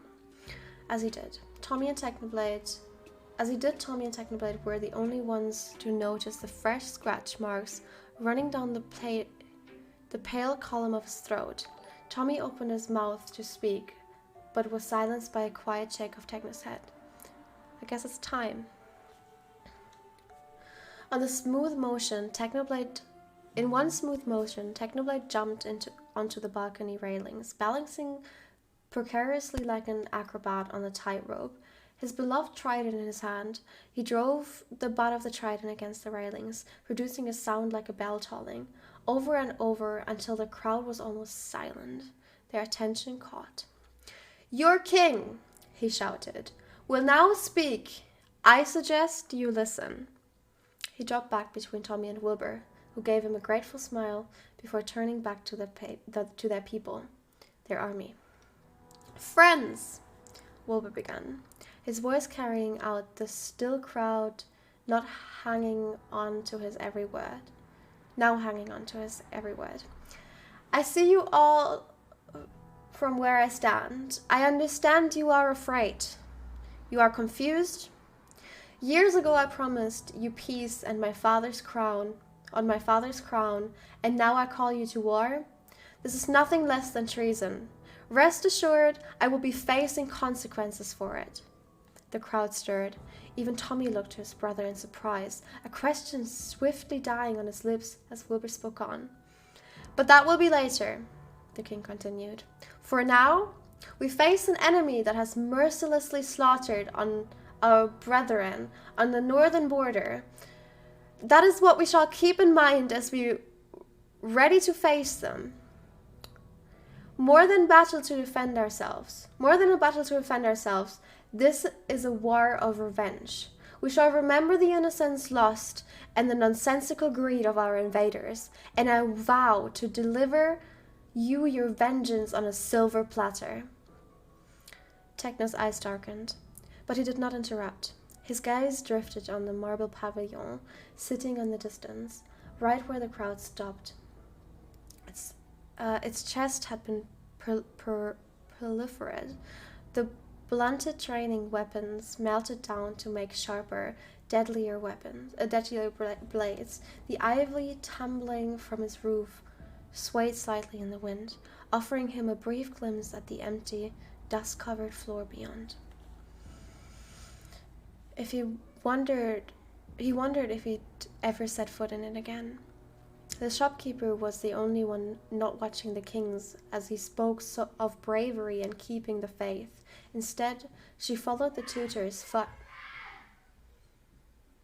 off gaze, but all she could see was a small white building overgrown with... Oh, is the music coming? Yeah. Overgrown with weeds. Sorry, that's Binks. She's streaming, guys. Binks is streaming.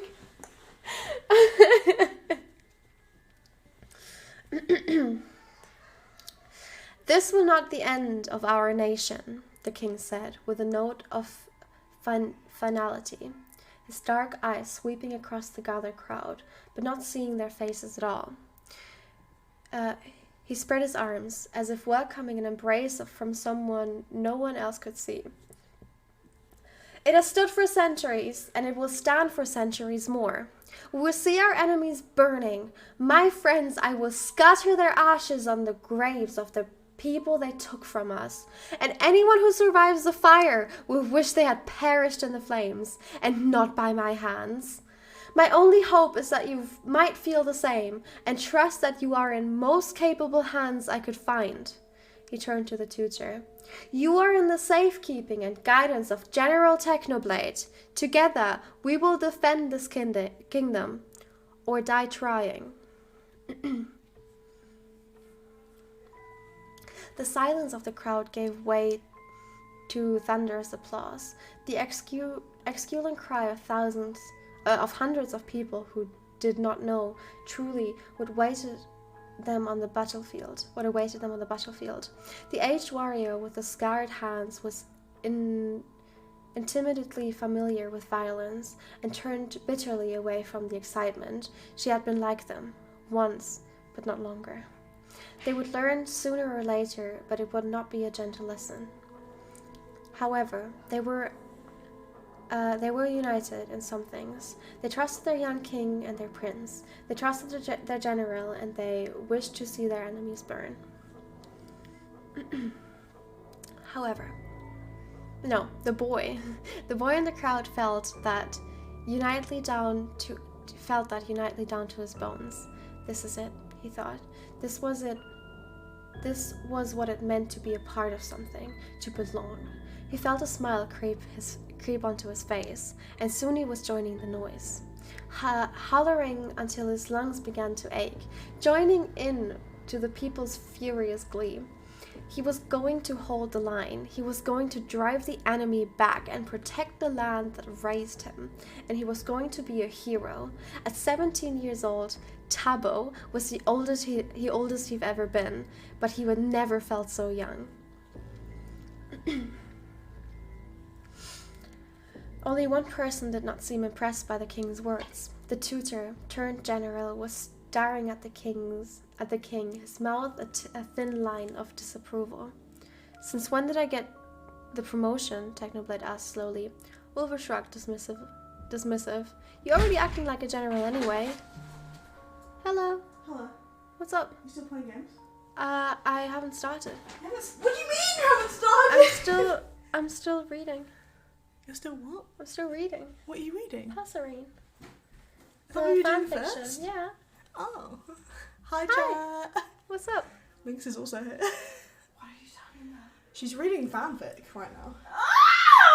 No, it's not It's that not kind of sexy fanfic. It's just It's not that kind of fanfic. It's just normal fanfic. Yeah. Hi, chat. Any primers for Nikki? Any... Do you want to say hi too? You want to say hi to chat? Hi, chat. Are you guys still streaming? Yeah. Yeah. But we were like, we did because we were screaming. That's Hi okay. guys! What fanfic are you reading? Is it Wattpad? No, it's AO3. It's a fanfiction about the Sleepy Boys. Wattpad is the best fanfic out there. I'm a Wattpad supporter. I started on that. Wattpad is not just one fanfiction. I did. Careful, Wilbur. We're going to win, Tommy said, his ears still ringing. I mean, they're writing good though. They are writing pretty good. Yeah, it's really good. There are a lot of big words that I don't understand or know how to say though. Like what? But chat is fine with it. This one? Like, What, centuries? Anchovies. We don't even know That's how to say not that. a We're word. native English speakers. Well, enjoy your fanfic. Thank you. We love you. We I love love you If you want too. to hang out with us, we would love to hang out. We But- want Sounds to hang out good. with you. Yeah. Thank you. We miss you. Such a Aw. Come on. Yeah. beautiful. Get my Oh, Have fun. bye. Who's, Love you. wait, Do wait, your fanfic. wait. What? Who's the man voice I'm hearing? We found him down the bar. Oh. Come on, dude. We got a fucking traitor. Stop me, pussy. Alright, bye.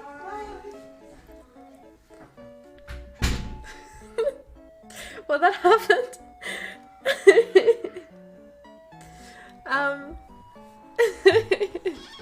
Anyway, chat, let's go back to angst. It's not really angst yet, is it?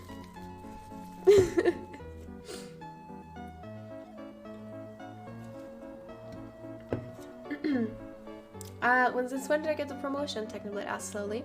Uber shrugged, dismissive. Thank you for the 5 good sub, much, you know? I appreciate it.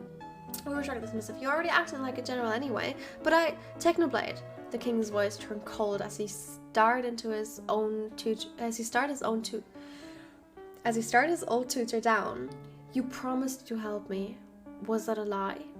Technoblade's eyes flashed dangerously. Careful, Wilbur, he said quietly. You're forgetting who you're talking to right now. Wilbur blinked, his eyes suddenly clearing. He opened his mouth for some sort of retort, perhaps an apology. But then... I think you roll his laps. But then there was Tommy. Brilliant, loud Tommy. Leaning so far over the railings, Technoblade had to pull him back by the back to his shirt. When he turned to them, he was beaming, his eyes bright in the afternoon gloom. We're going to win, Tommy said, his ears still ringing from the crowd's approval. We're actually going to win, aren't we? Wilbur and Techno exchanging one glance, as all was forgiven. The conversation shelved for another day. The general still looked at the king with something close to concern, but the dark circles under the king's eyes were getting harder and harder to ignore each day. But none of that mattered anymore. If Tommy said they were going to win, then by the gods, neither of them would tell him otherwise. Not when he looked the happiest he'd ever been in a month. By this time next month, we'll be back to worrying about trade routes and bothersome psychopaths, Wilbur assured him. What the hell? Oh no, is it not psychopaths? What the hell are psychopaths? What the hell is a psychopath? Gods. The king gave his brother a look that was equal parts of annoyed and adoring. Remind me to hire a better linguistics tutor for you when we get home. I don't know what psychopaths are. When we get home. Tommy rolled his eyes. Sorry if you hear screaming. You don't know either? Okay, let's see. Let's see, chat.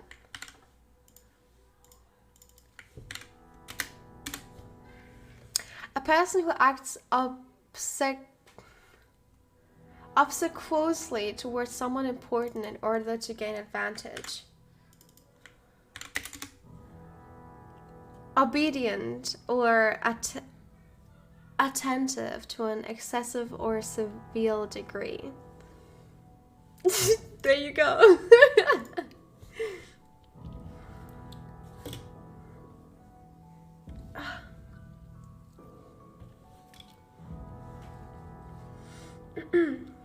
All right. Tommy rolled his eyes. Good luck finding someone that can stand me. I'll chase anyone away in 3 days at most. But bet your whole damn life on it. Bet your whole damn life on it. Uber grinned at Technoblade. I can think of one person. Techno, you will... Finish that sentence, Technoblade drawled in his usual monotone manner. And I will end your bloodline right on this balcony. I will throw you off, witnesses be damned. As the king and the prince dissolved into laughter for one shining moment, children again, Technoblade found himself smiling. The sky was dark and bleak, but there, on that balcony, there was sunlight. It's you and me, said Technoblade, putting one hand on top of Tommy's head and one on Wilbur's shoulder. One more time. The blue valley stretched before Tommy, disappearing into the hazy horizon. The two mountains that bordered the valley rose menacingly in front of him, twin endpoints at the imposing mountain ranges that served as the kingdom's natural borders. A river ran through the middle of the valley, lit into liquid gold by the sun slowly rising over the distant hills. All in all, Tommy thought as he breathed in the cold dawn air, this could not be the worst looking place to die in. The valley was named after a blue iris that thrived in it, linking the cliffsides and blooming along the riverbanks. But they were not the flowers Tommy was in search for. He ventured down the hillside, keeping his eyes close to the ground. He'd roll up his pant legs to keep them dry from the morning dew that clung to the underbrush. But he left everything below his knees vulnerable to the traps that had been set up around camp. One wrong move and he'd lose a foot for his troubles, but he was determined to make the trip worth it. It had been weeks since they'd arrived at the valley, and while that meant most of their preparations were finished, it also meant that the other shoe would drop any day now. Tommy could feel it breathing down his neck. The only way to combat it was relentless distraction, keeping his hands busy, so he traveled down the hill, one careful step at a time, until a flash of yellow in his purpuree caught his attention. "Found you," he said, making his way over the flowers clustered under a rock, almost indistinguishable from their blue iris neighbors, if it weren't for the golden center that earned them their name. Then Tommy strolled back into camp. He had fistful of morning glories clutched in his hands and a grin on his face. Everybody was already awake, clustered around cook fires, going through morning exercises or just milling about. Someone had brought their guitar, and its soft music echoed above the sounds of conversation and laughter. People raised their heads when Tommy passed, calling his name or waving him over to join them for breakfast. He cheerfully declined, but not before exchanging jokes and pleasantries with some of the more familiar folk.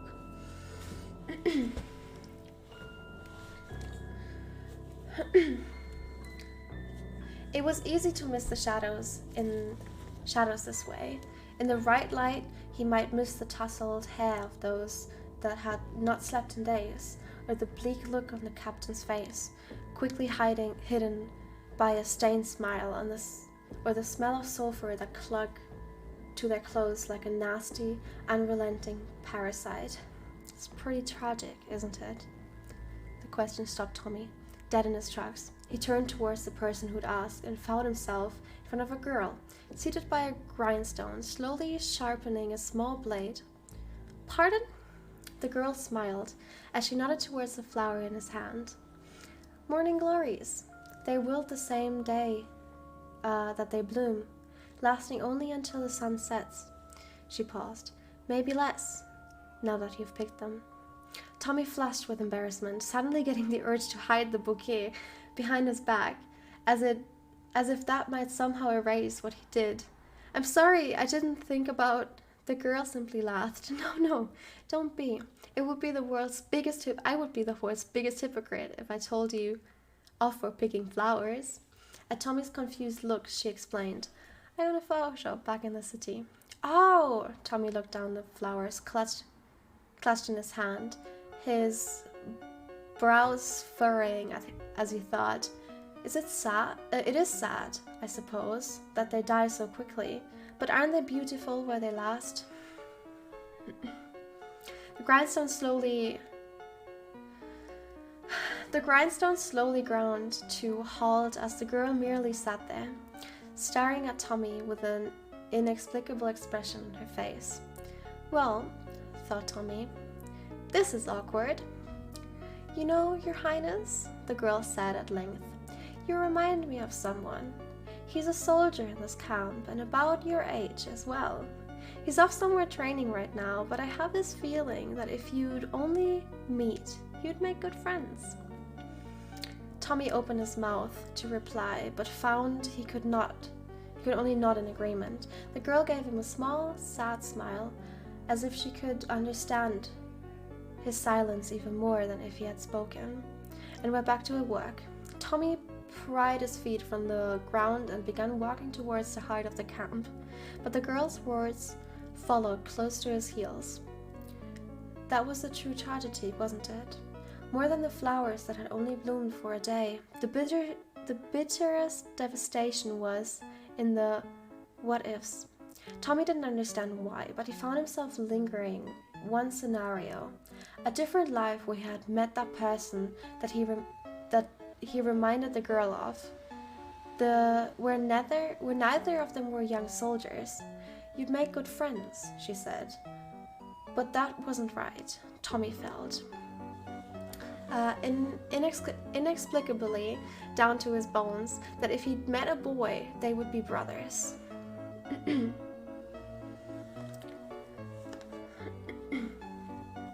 If we moved this battalion there, they could provide cover, but we would also run the risk of... Tommy? Tommy looked up. He hadn't even realized he'd entered the tent. He found Wilbur standing at the large desk that took up the most room, leaning over a map littered with small caved pieces that preserved various troop positions. Beside him, his hair unbound, was Technoblade. Both were staring at Tommy with concern. What? He demanded. You're crying, Tommy, Wilbur said softly. Tommy touched his free hand to the cheek and was surprised to find it come away wet. He rubbed furiously at his eyes until they were clear of tears. This was not the time. This was not the fucking time. He strode deeper into the tent, ignoring the worried look Wilbur threw Techno, and Techno's answering shrug. Tommy stopped at the corner of the map and pointed to a cluster of carved archers clustered on what would be the hill they were currently on. We don't need that many, he said determinedly. Just one. Just you, Wilbur. Wilbur seemed frustrated by the change of topic, but had no choice other than to follow his little brother's lead.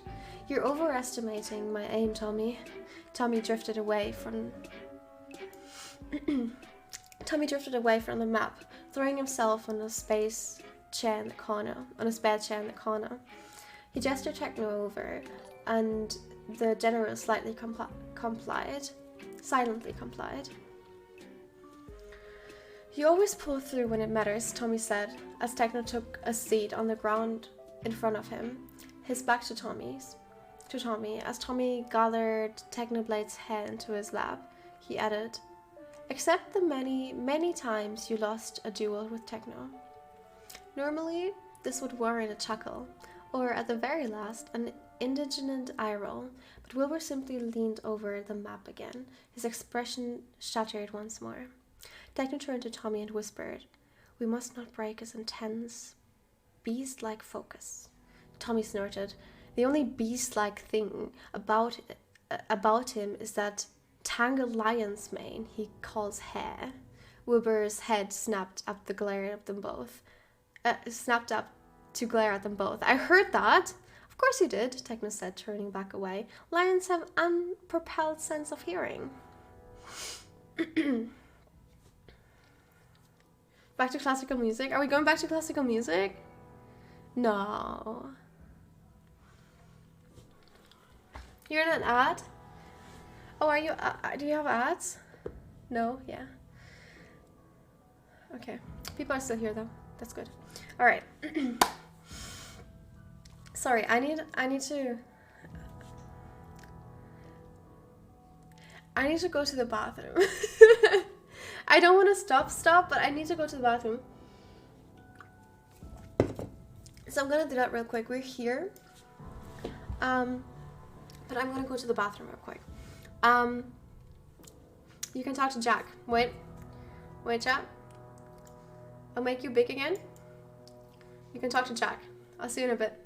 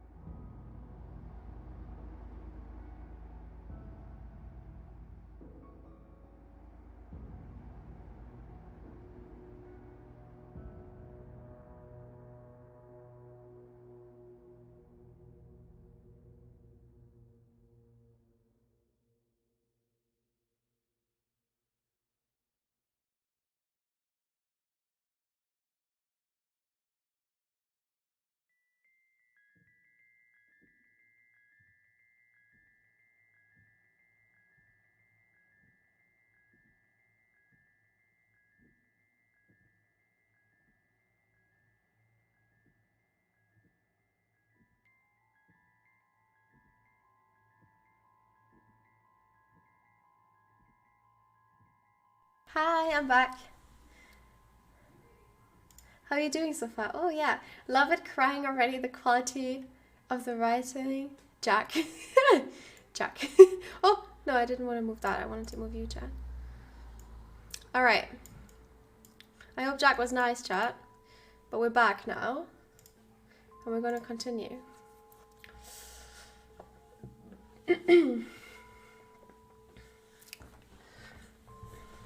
Tommy laughed quietly to himself as he began braiding Techno's hair, his finger making knots with the ease that came with his years of practice. This had been their entire routine for the past week. Wilbur would pore over the battle plans with wild-eyed obsession that got more and more frenzied by the day. Techno would call out every flaw in Wilbur's proposed changes until they encountered one that seemed to be actually useful, and Tommy would braid. Thank you for the sub. Tommy would braid. It kept his hands busy. If it weren't for the distraction of Techno's hair between his fingers, Tommy would most likely join the flower shop girl over the grindstone, mindlessly polishing over his spare until doomsday. Sometimes Tommy would wake up in the middle of the night and find his brother still awake, reviewing their plans and muttering to himself. Well, not to himself. The voices. The mysterious, omniscient, creepy as hell voices that had plagued his brother for years. Tommy began to weave the morning glories he found into Techno's hair to hide the fact that his hands had started shaking. Two nights before had been the worst of it.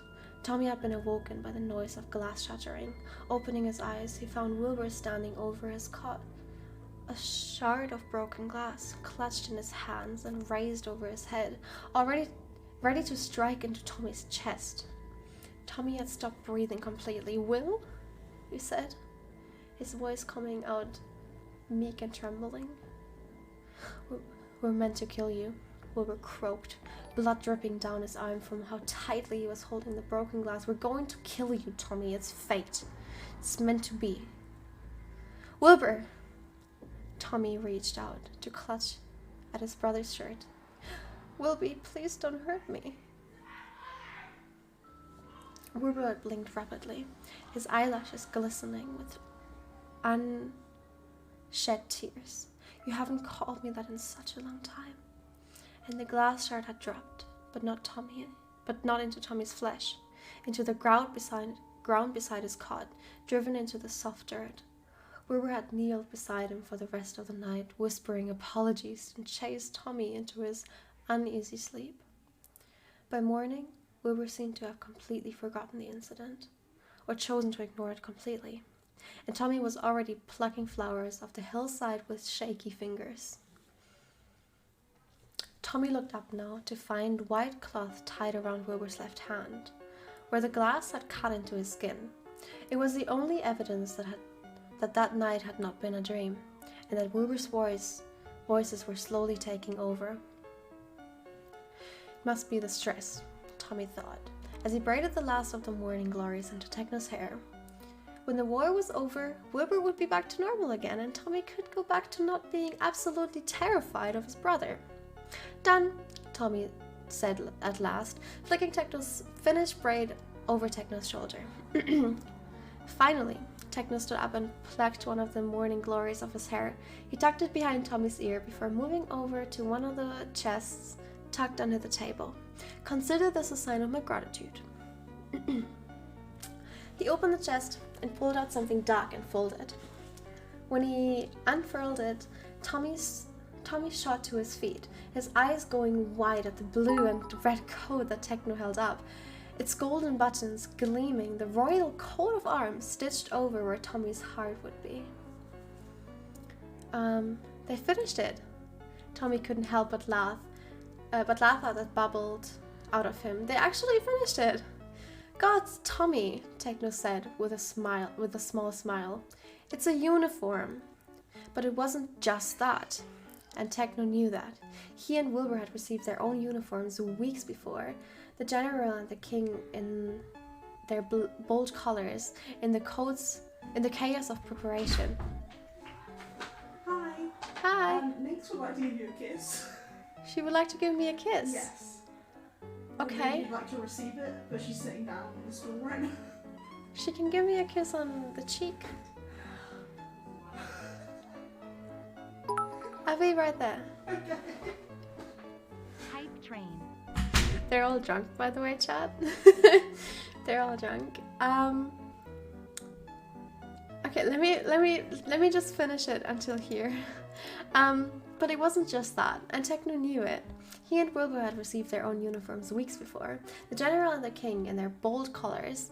In the chaos of preparation, no one had noticed the prince following in their wake in a simple white tunic until the very last minute. And now, the tailors had done it. They actually finished it. Tommy bounded up to Techno, grinning so hard he thought his cheeks might split from the pure glee. Techno rolled his eyes, but held out the coat for Tommy to slip into. It fit perfectly. Tommy sprung in a small circle before giving Techno a mocking blow. Sir General! Techno returned the gesture. Your Highness! Alright. You two, Wilbur said, and Tommy could hear the smile in his voice, however faint, are so stupid. Alright, I'm gonna quickly go. I'll be right back, chat. Go talk to Jack. Sorry.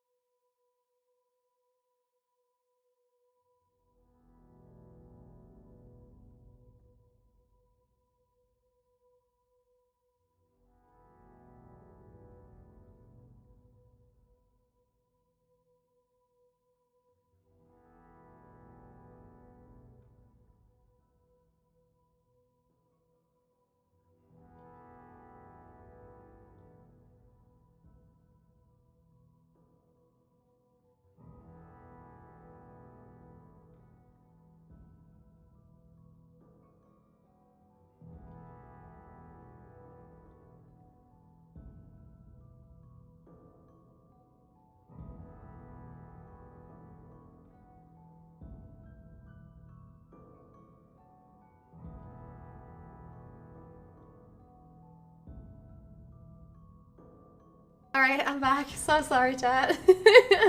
we're having emotional times here. Alright, let's continue. He's rude to you? Jack! Be nice to chat. Okay. Tommy waltzed over to his brother, knocking the carved piece that Wilbur was about to put down on the map. Over the sounds of Wilbur's protests, Tommy grabbed his hand and pulled him along, humming a vaguely familiar tune, spinning him in slow circles that could be called a dance under the loosest of definitions. Wilbur went slacks as Tommy continued to hum the song, allowing Wilbur to spin him more and more. God, okay. I can't believe you still remember that, Wilbur said softly, his expression unfathomable. Remember what? That song. And then they heard it, the sound that turned Tommy's blood cold. The sound that made Tommy and Wilbur freeze in their tracks. The sound that made techno reach instinctively towards both of them. The drums of war, echoing over camp, eclipsing the music of a guitar, the conversations of friends, the screaming of a blade against a grindstone, the thud, thud, thud of a 17-year-old soldier practicing his archery against a dark oak tree, the thud, thud, thud of the army's collective heartbeat, the thud, thud, thud of 1,000 feet, marching closer and closer. The enemy had arrived at the Blue Valley.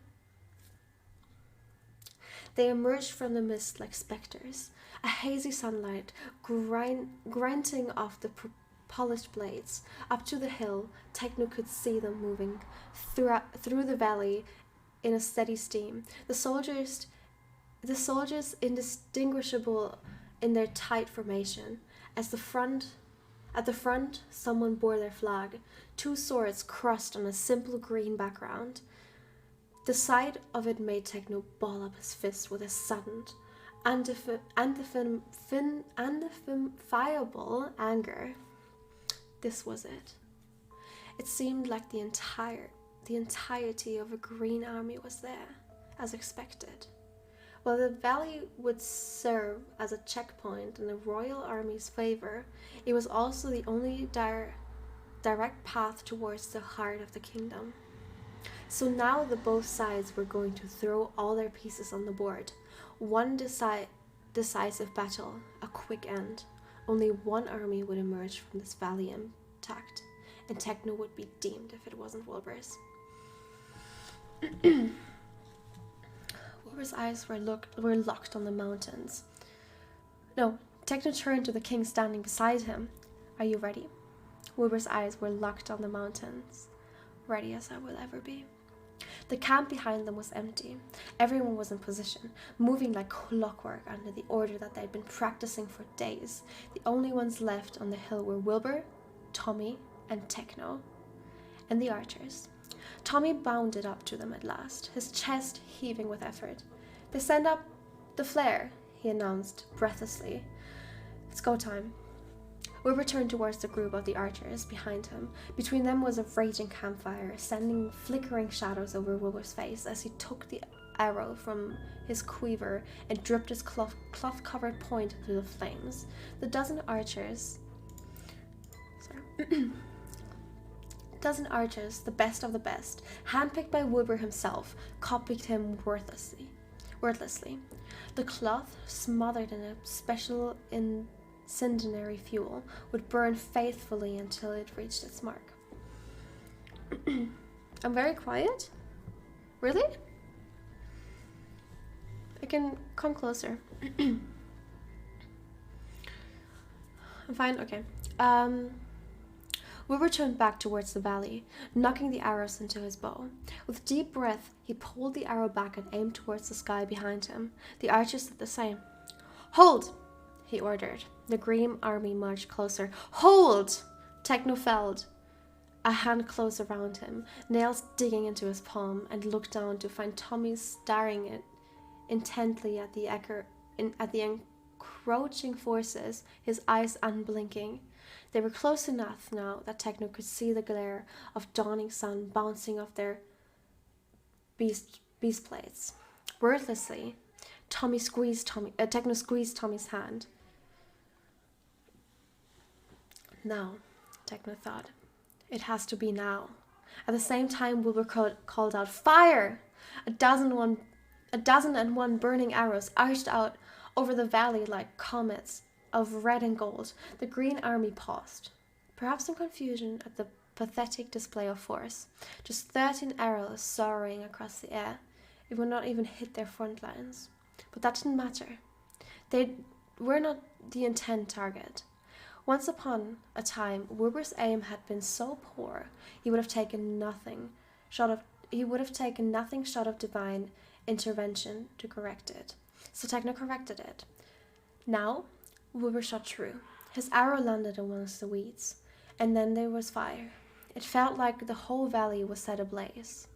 The heat searing Techno's skin, even from where he stood. The burning arrows had ignited the line of fire that ran horizontally through the valley, cutting the Green Army off completely. Soldiers from the Royal Army had doused that area in the ever-burning fuel the moment they saw the enemy coming, and then promptly fell back into the mountains, taking shelter from the next phase. The fire would not hold them off forever. Wilbur gave a signal, and the archers scattered to the next positions, leaving the three of them truly alone, watching the wall of fire for the first signs of life. It came in the form of a man in a white cloak, stepping through the flames like it was merely an inconvenience.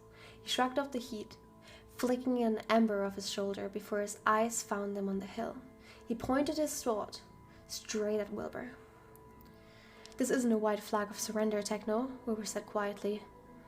"No, it's not," Techno replied, finally letting go of Tommy's hand and reaching for his trident.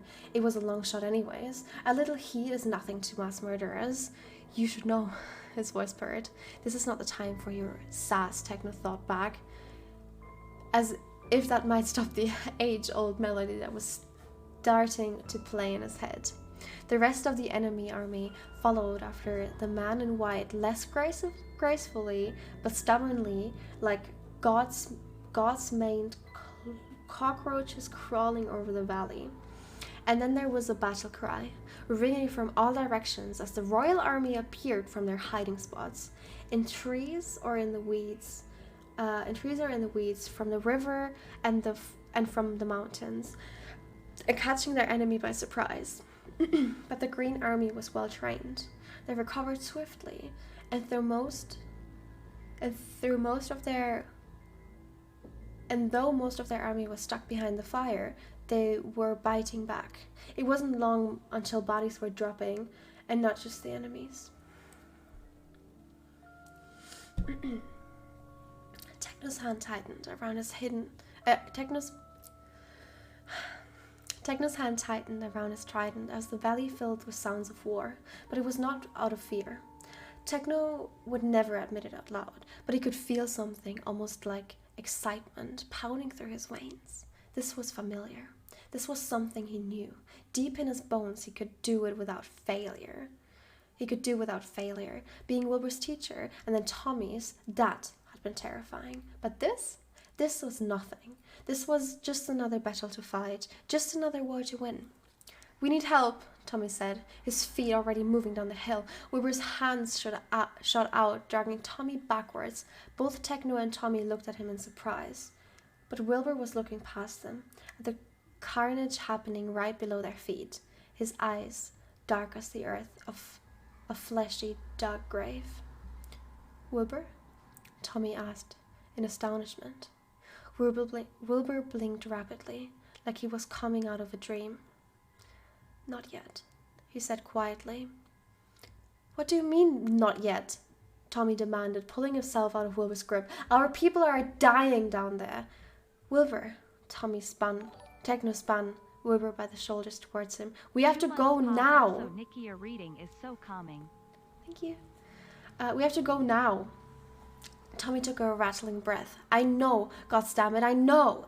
Wilbur. Why do I keep misreading the name? Sorry. Wilbur took a rattling breath. I know, goddammit, I know. He glanced at Tommy, standing beside them, with his face down in confusion. But I can't let Tommy. Don't talk about me like I'm not fucking here, Tommy said angrily. Wilbur, this is neither the time nor place to underestimate me. We need to fucking go. Tommy, Wilbur said, staring at Tommy in shock. I never underestimate you. Then prove it. Let's go. You're right. Tired resignation colored Wilbur's words.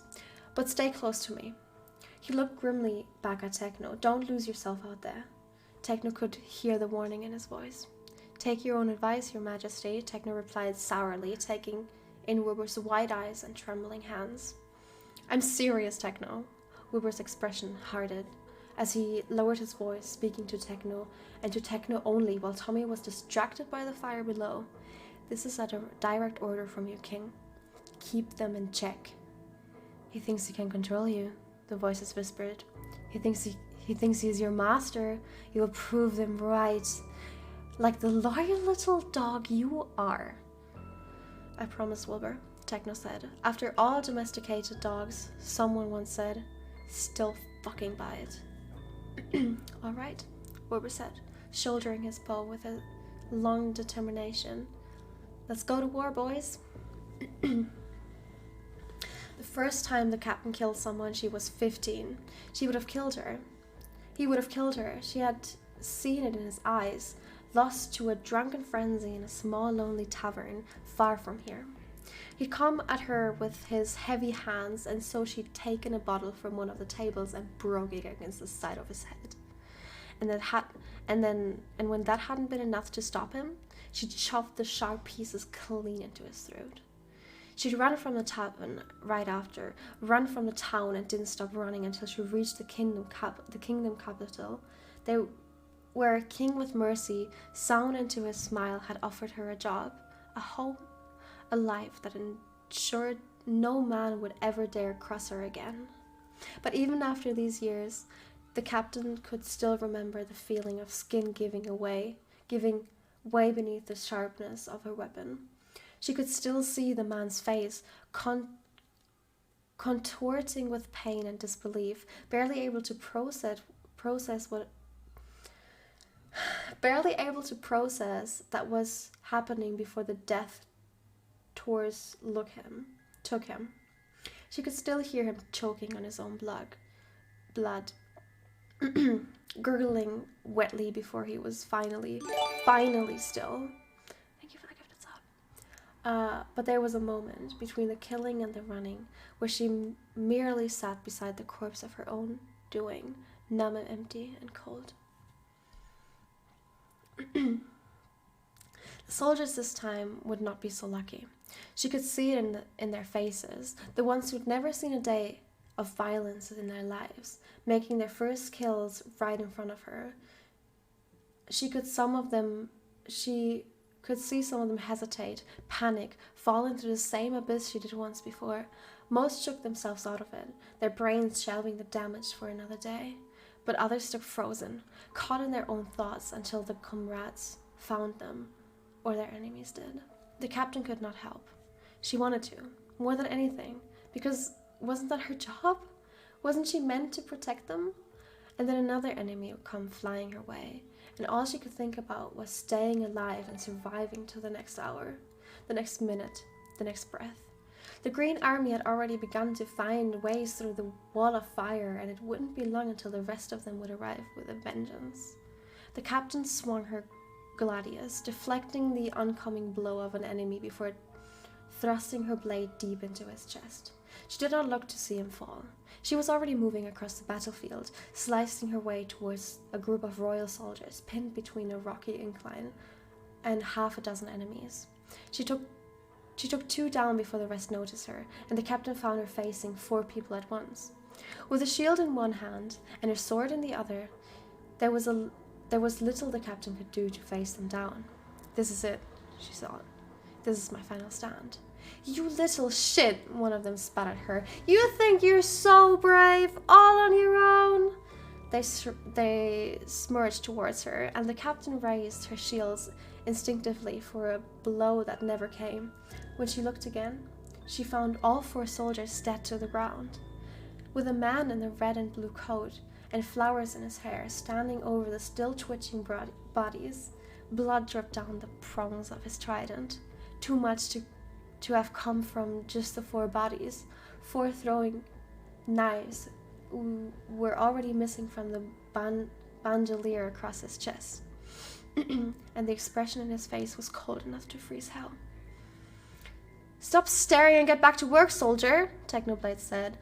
The very same Technoblade the captain had seen carrying the small prince in his shoulders around the castle. The same Technoblade that shuffled uncontrollably in 2 tight suits at formal functions that he nevertheless always saw through to the end. The same Technoblade that the past king, the captain savior, entrusted with his sons. The captain could barely recognize him, but then again, something in the back of her mind told her that she was truly seeing him for the first time.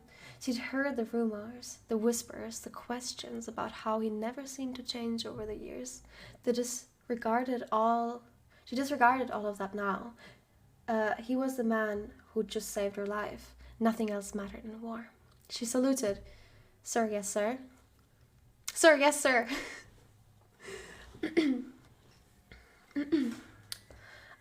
With a current nod, Technoblade was off, merely a blur of color cutting a violent path across the valley, his trident flashing in the sunlight.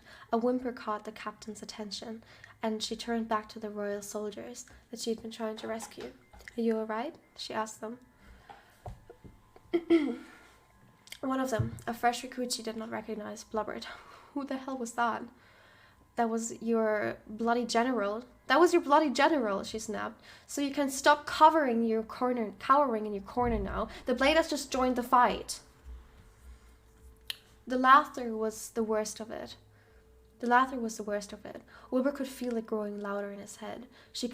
The sound of 1,000 different voices laughing at a joke he was not privy to. A joke with him as the punchline. But then the still healing wounds in his hand would ache, reminding him of what he'd done and where he was. He was standing on a rock. Feet bracing against moss, feeling distant enemies with arrows. He was King Wilbur, protector of the realm, ruler of the kingdom, lead of the royal army, and he'd brought all these people here. And he was not going to let them down.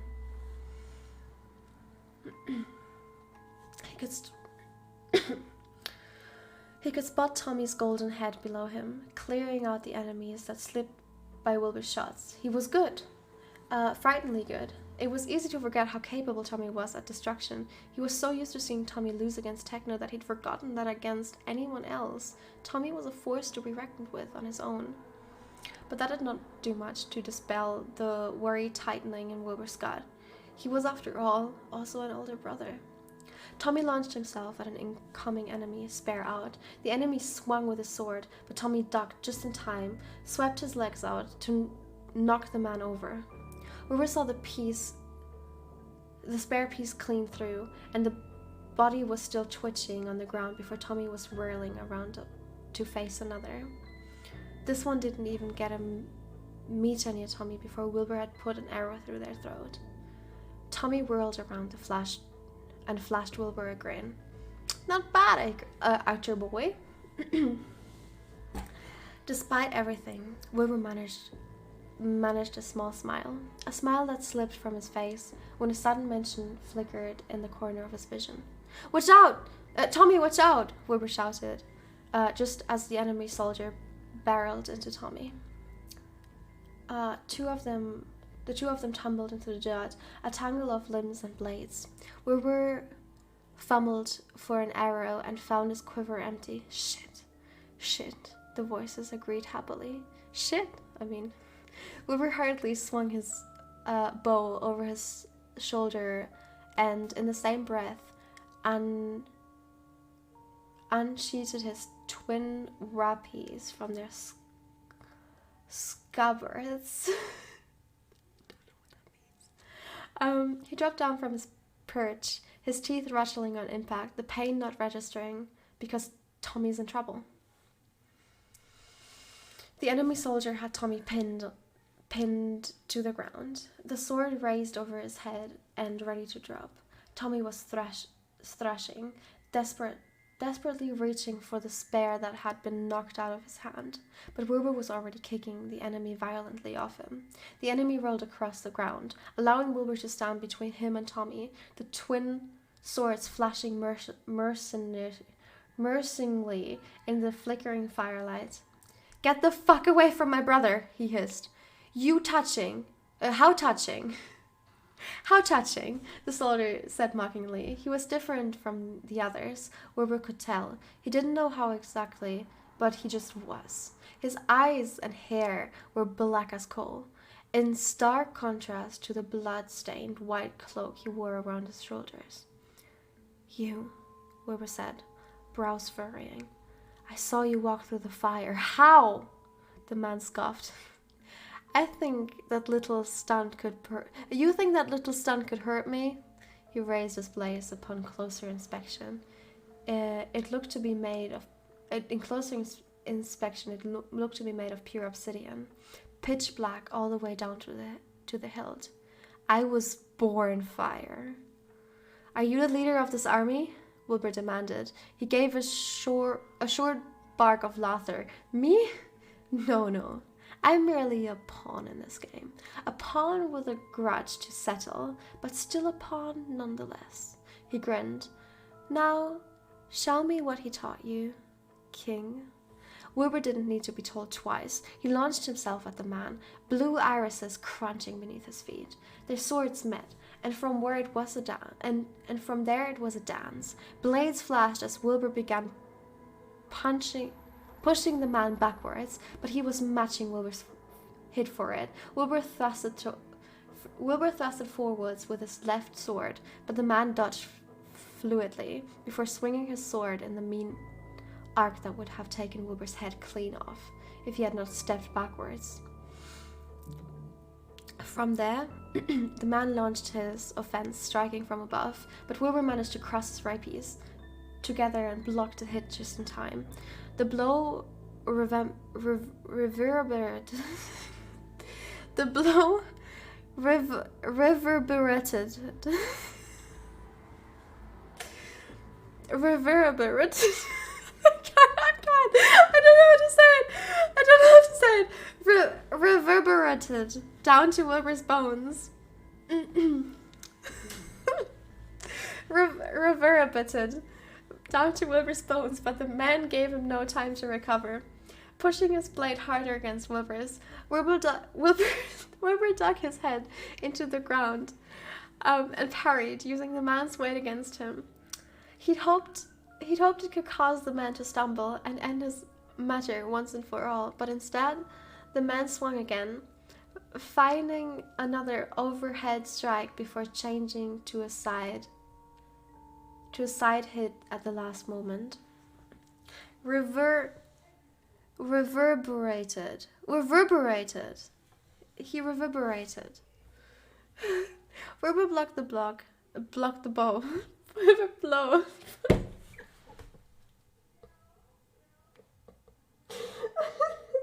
I'm broken.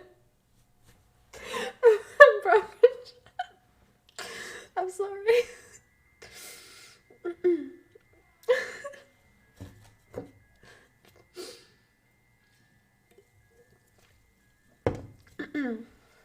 Anyways, Wilbur blocked the blow, but the force of it sent him crashing to the ground. The white-cloaked soldier stood over him, a small smile playing in his lips. "That was disappointing," he said, spinning his sword lazily between his fingers as if he had all the time in the world. "At the very least, I expected a man trained under a god. Under a god of blood to, well, actually draw some." Wilbur froze. He glared up at the man standing before him, suddenly understanding. "You here for techno?" The man stopped spinning his sword. I'm surprised he told you what he is. You must mean a lot to him." His smile was slow and cold. That makes this all more fun. He raised a sword and brought it crashing down. It might have been hours, it might have been days, it might have even been the space of one breath and another. Technoblade could no longer tell. More and more of enemy were finding ways to breach the wall of fire. The royal army's archers were doing their best to snipe them down before they could join the ferry. But their dreadful lack of experience was beginning to show. Cracks were forming. They were nearing the break point. No, Techno thought. Trident in one hand and a bone-handled chain whip in another. Not if I can help it. He found himself in the thick of it, drawn not to the violence, but to the sound of Wilbur's people, his people, calling for help, a god's help. Blood, the voices demanded. Blood for the blood god. But Techno didn't want blood. Not today. He wanted justice. Get down! The royal army soldier that had gathered around him. He told the royal army soldier that had gathered around him. Techno realized with a jolt that they had not come to him to ask for his protection, but to give him theirs. As if their fragile mortal bodies might make a difference when it came to him. Fools, he wanted to say, but all that came out was, "On the ground, all of you now!" They were quick to comply. They drove into the weeds just as Techno lashed out with his whip. The heavy chain caved an arc through the air before finding its mark. Wrapping around the neck of an enemy soldier, Techno pulled sharply, knocking the soldier down. He shook the whip free and spun it around to hit an incoming enemy straight in the head. There was a sickening crunch as the force of the whip crushed bone. Before the body hit the ground, Techno spun the whip towards the targets, aiming for throats, temples, ankles, anything to pull or crush. He was standing in the eye of the storm, his whip cracking through the air like lightning. When the chain whip rattled back into his hands again, it was wet with blood. "You can get up now," he told the soldiers that were staring dazedly up and that were staring dazedly up at him from the ground. "Take care of the strugglers." The strugglers? One of them called out. The strugglers? One of them called out incredulously. But Techno was already moving again. He launched himself into the air, for a brief moment flying weightlessly over the carnage, and then he crashed down his trident, impaling a man to the earth. He pulled the trident out with a sickening squinch, and then threw a throwing knife right into the eye of an approaching soldier. Another came running towards him, but he made quick work of them too. This was his element. This was where he belonged. More, the voices demanded. More, more, more. This was not his element. This was not where he belonged. He was under strict orders from the king to keep himself in check, and he would not falter now. And then he heard it. Techno could not explain how he heard it over the sound of swords clashing and people dying and fires burning. It was as if his very soul had only been listening for that sound and nothing else. In the far distance, a scream. When he was a child, Tommy had tried to scale the side of the castle. He did not remember the fall, but he remembered the crash. He remembered the feeling of his bones splintering underneath him. The pain, so blinding that he almost passed out. He didn't know who eventually found it, but he eventually woke up in his bedroom, his left arm in a sling, and Wilbur asleep by his bedside. Techno had been leaning against the wall, glaring at him. "He's been there for days," Techno said. "You really scared the shit out of him, Tommy." It was the angriest Techno had ever been at him, and that was the most Tommy understood. And that was the moment Tommy understood that what he had really meant was Tommy scared the shit out of both of them. As the white-cloaked man's sword broke through the shaft of Tommy's spear and into Tommy's shoulder, he remembered that pain and felt it thousandfold. He felt the blade break through skin and embed itself in his collarbone, and there was only fire in his veins. Tommy! He felt Wilbur's hand pulling him back, and they both stumbled backwards, Tommy still clutching the broken ends of the spear he tried to shield Wilbur with. Tommy fell to his knees, the pain making everything go white. I'm going to pass out, he thought. I'm going to die. Little hero, the man grumbled as he approached them once again, the edge of his sword dripping with Tommy's blood. You're only delaying the inevitable. Now sit still as I put you down. Tommy. Wilbur's hands were on him, pressing against his wound. Tommy, Tommy, come here. I'll fix you, I'll fix you. Tommy, no, Wilbur, Tommy croaked as the white-cloaked man advanced. Wilbur, the enemy. Say your goodbyes, princeling. The man crackled, raising his sword one final time. Tommy grabbed Wilbur, even his entire body trembled with the movement, covering his older brother's body with his own. He shut his eyes, waiting for the coup de grace. It never came. Hi, Raiders! Thank you, Mings, for the raid! I appreciate it. Hello, everyone. We're reading Passerine, which is a fan fiction about the Sleepy Boys. We are at a very intense part right now. As you might have heard. I hope you had a good stream. I hope you had 3 fun. months with the alt. Let's go, love you, Nikki. Hey, thank you. I appreciate it. Thank you. Anyways, disclaimer for the people who are now here. I am German. I'm not native English speaking. There are a few words that I don't know or don't know how to say. I don't know how to read. I will stutter here and there. I'm trying my best.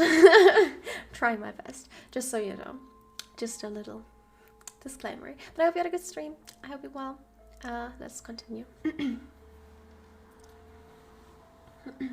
When Tommy looked back again, he found Technoblade standing over him, blocking the man's sword with his trident.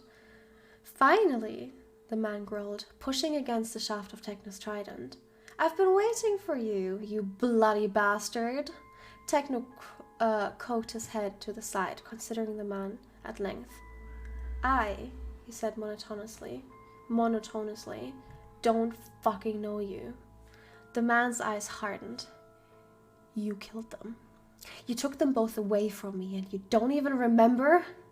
He jumped back, cutting the air between them with a sword, splattering the ground by Techno's feet with Tommy's blood. Yeah? I have a question. Okay. Can I come out there and ask? Huh? Can I come over there and ask? Yeah. Do you want me to mute? Because I'm still live. Okay. I'm a bit drunk though. I know you're drunk.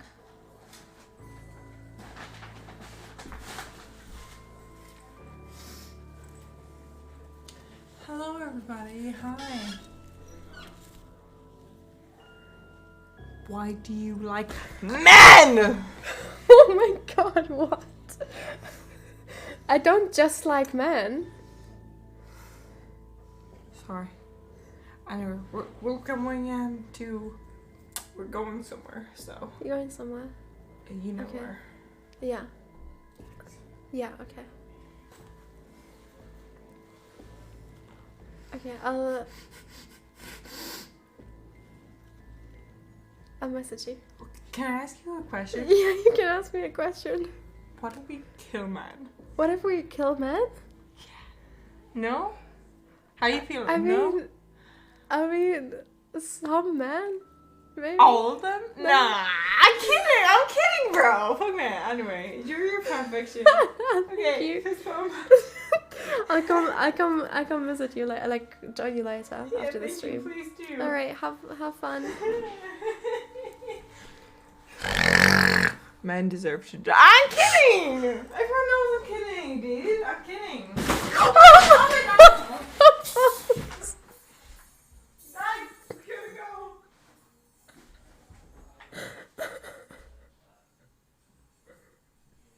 Oh my god. What just happened? What just happened?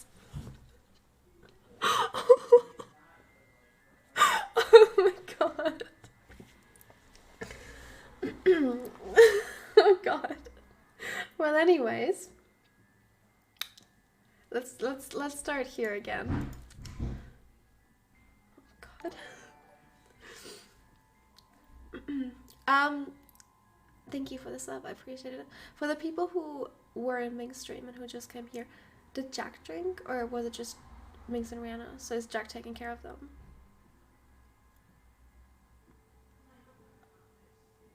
All of them drunk? Okay. Okay, I'll check on them later. I'll check on them after the stream. They'll be fine. Okay. Anyway.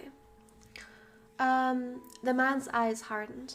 You killed them. You took them both away from me and you don't even remember? He jumped back, cutting the air between them with his sword, splattering the ground by Techno's feet with Tommy's blood. That's alright. I'll just make you remember. Techno turned to look at Tommy and Wilbur, his expression carefully neutral. He took in Tommy's wound. Wilbur still frantically trying to suppress the blood flow. Techno, Tommy breathed. Techno's jaw clenched. Go.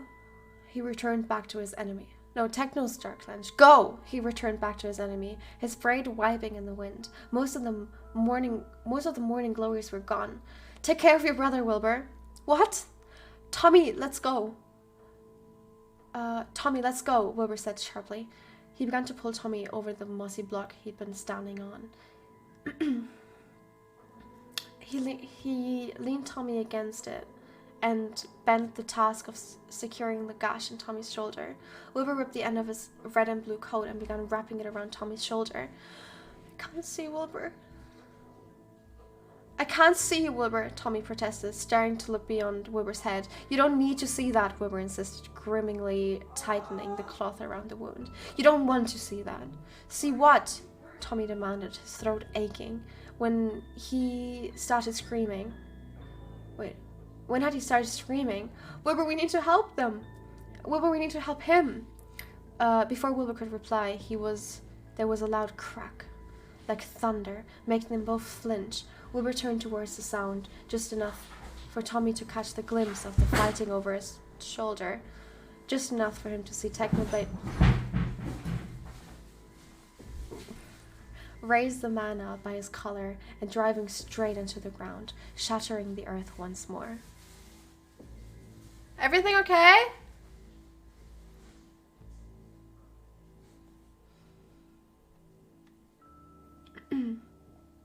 Anyway, he was supposed to be dead, as Technoblade drove against the dirt with enough force to crack it. He knew the man should have died the first time around, but he didn't. Instead, he merely grinned up at Technoblade with bloody teeth. Hello? Oh my god, you scared me! Hello? Okay. Look, I ain't no devil on the shoulder, but we're leaving now, so you gotta okay. Take this. I bought it for you. You bought it for me?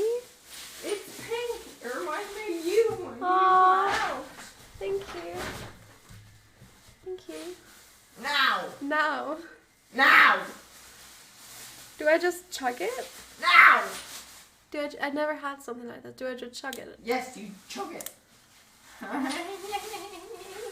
Why are you laughing? Chug it, I say.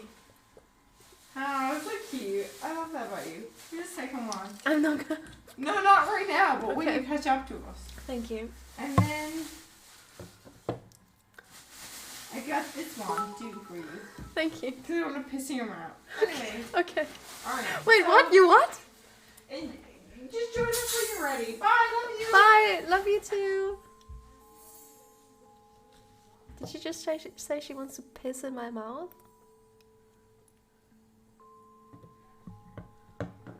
Okay. Alright, boys, where are we going? Where are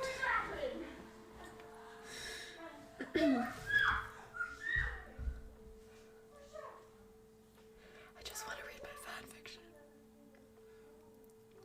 Do I need to help them? No, they're fine. They're fine, chat. Anyway.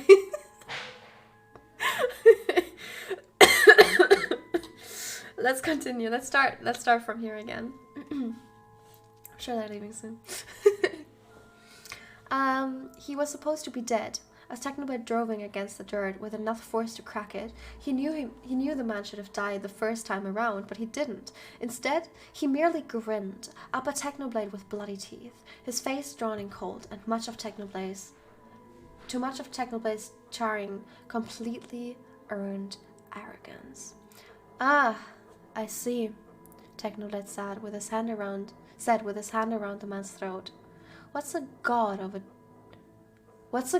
war doing in a place like this? I would state the obvious, the man calmly gesturing to the bloodbath around them. But this is a purely personal affair. He kicked up, leading a hit on Techno's gut and launched him backwards. Techno's braced himself against the dirt, unwilling to give the war god any more ground. Tommy and Wilbur were somewhere behind him, and that was the reason Techno needed to pick up his trident again.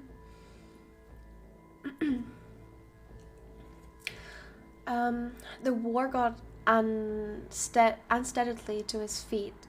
The war got unsteadily to his feet and then seemed to merely shake himself off the experience of having his head cracked against the ground with the force of 20 rampaging bulls. He cracked the tension out of his neck and simply picked up his sword again. Now that we're properly acquainted, the war god said, let's take this somewhere seriously, shall we? He moved quickly, quicker than Techno expected. Techno barely managed to parry a blow aimed directly at his heart. Techno thrust out with his trident in retaliation, but the war god simply danced out of the way before returning again in full force. Techno took one of the knives from his bandolier and stabbed out, managing to nick the other god just barely before they clashed weapons again.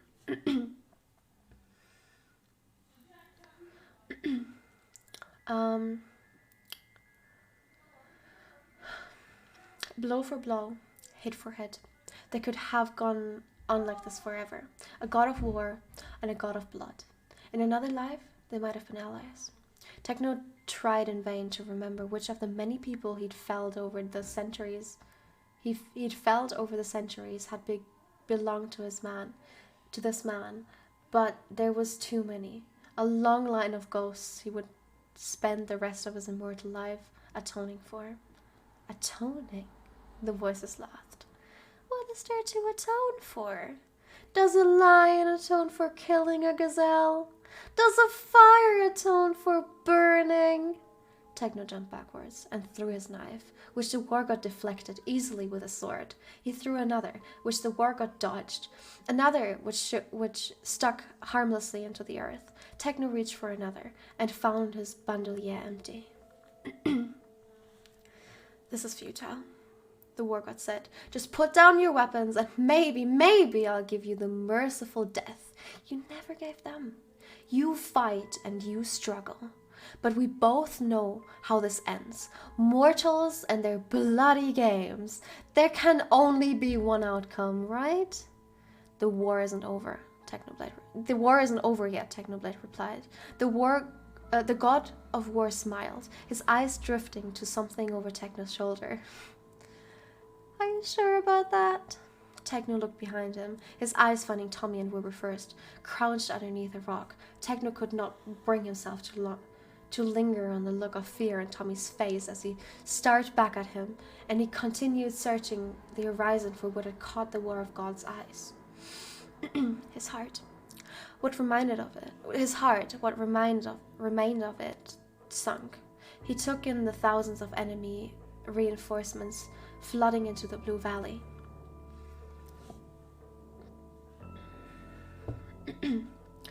Tabo stood in the knee-depth waters of the river that cut through the valley.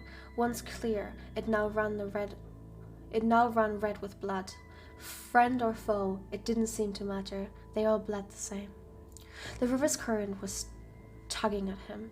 It's all right, it seemed to say. You can let go. And Tabo wanted to. By gods, he wanted to. More than anything. His quiver was empty of arrows. He lost his bow and sword in the chaos. All he had now was a dagger. its blade no longer than his hand, just as frail. His body that felt like it had been fighting for weeks, but a glaze at the sun high overhead told him that it had only been hours. Hours of senselessly slaughtering his way through the fray.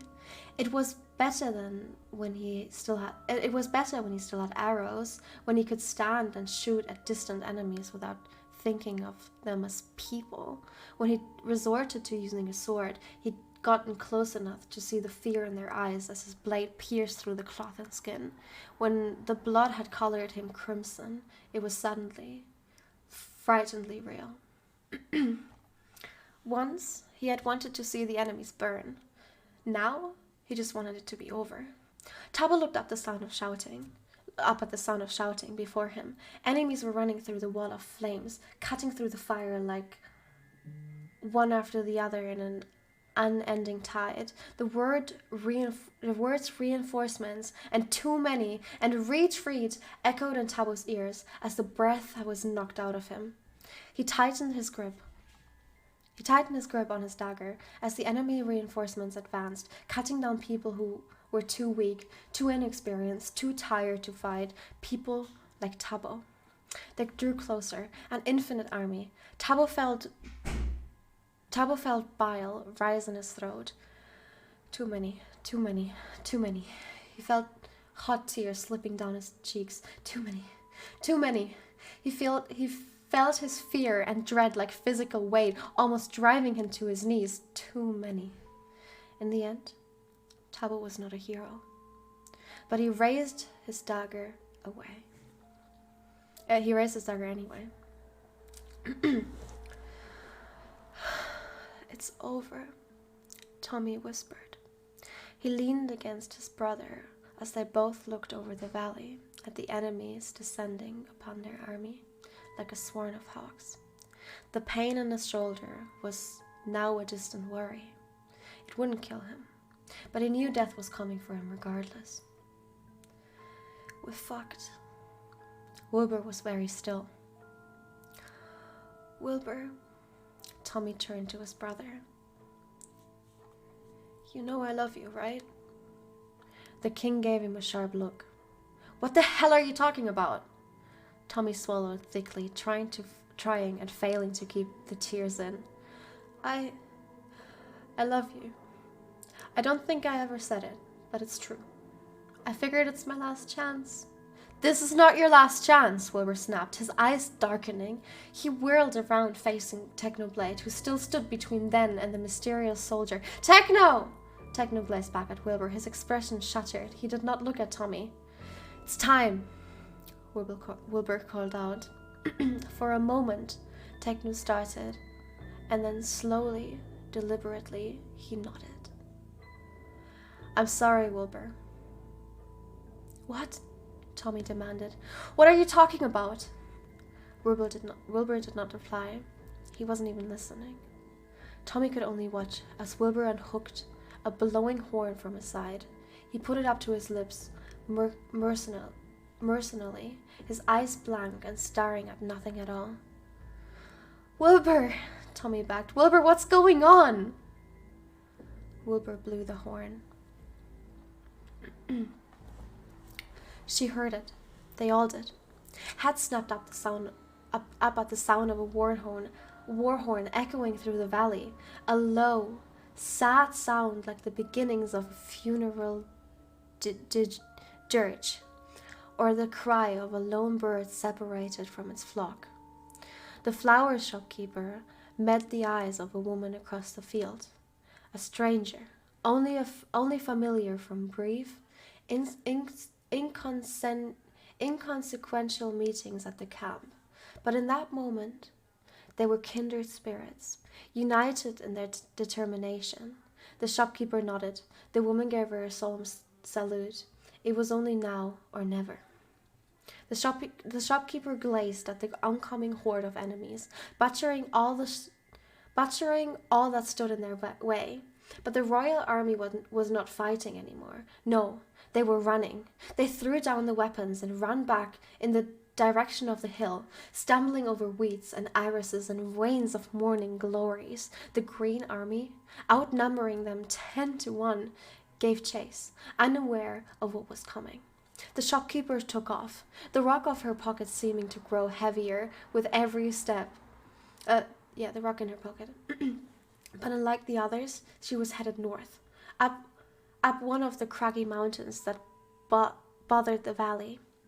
She knew the ones, at least those who weren't dead already, but she headed towards the other mountain, crashing through the trees and underbrush as she was. There were 50 of them in total, but only 2 of them were really needed for the job. If you lose heart, the king said during the midnight meeting, they'd lay out his plans to volunteers. Just make sure someone else still has theirs. This is last resort, but it might also be our only choice. Hello. Bye. Thanks. He told them they were free to leave. None of them had.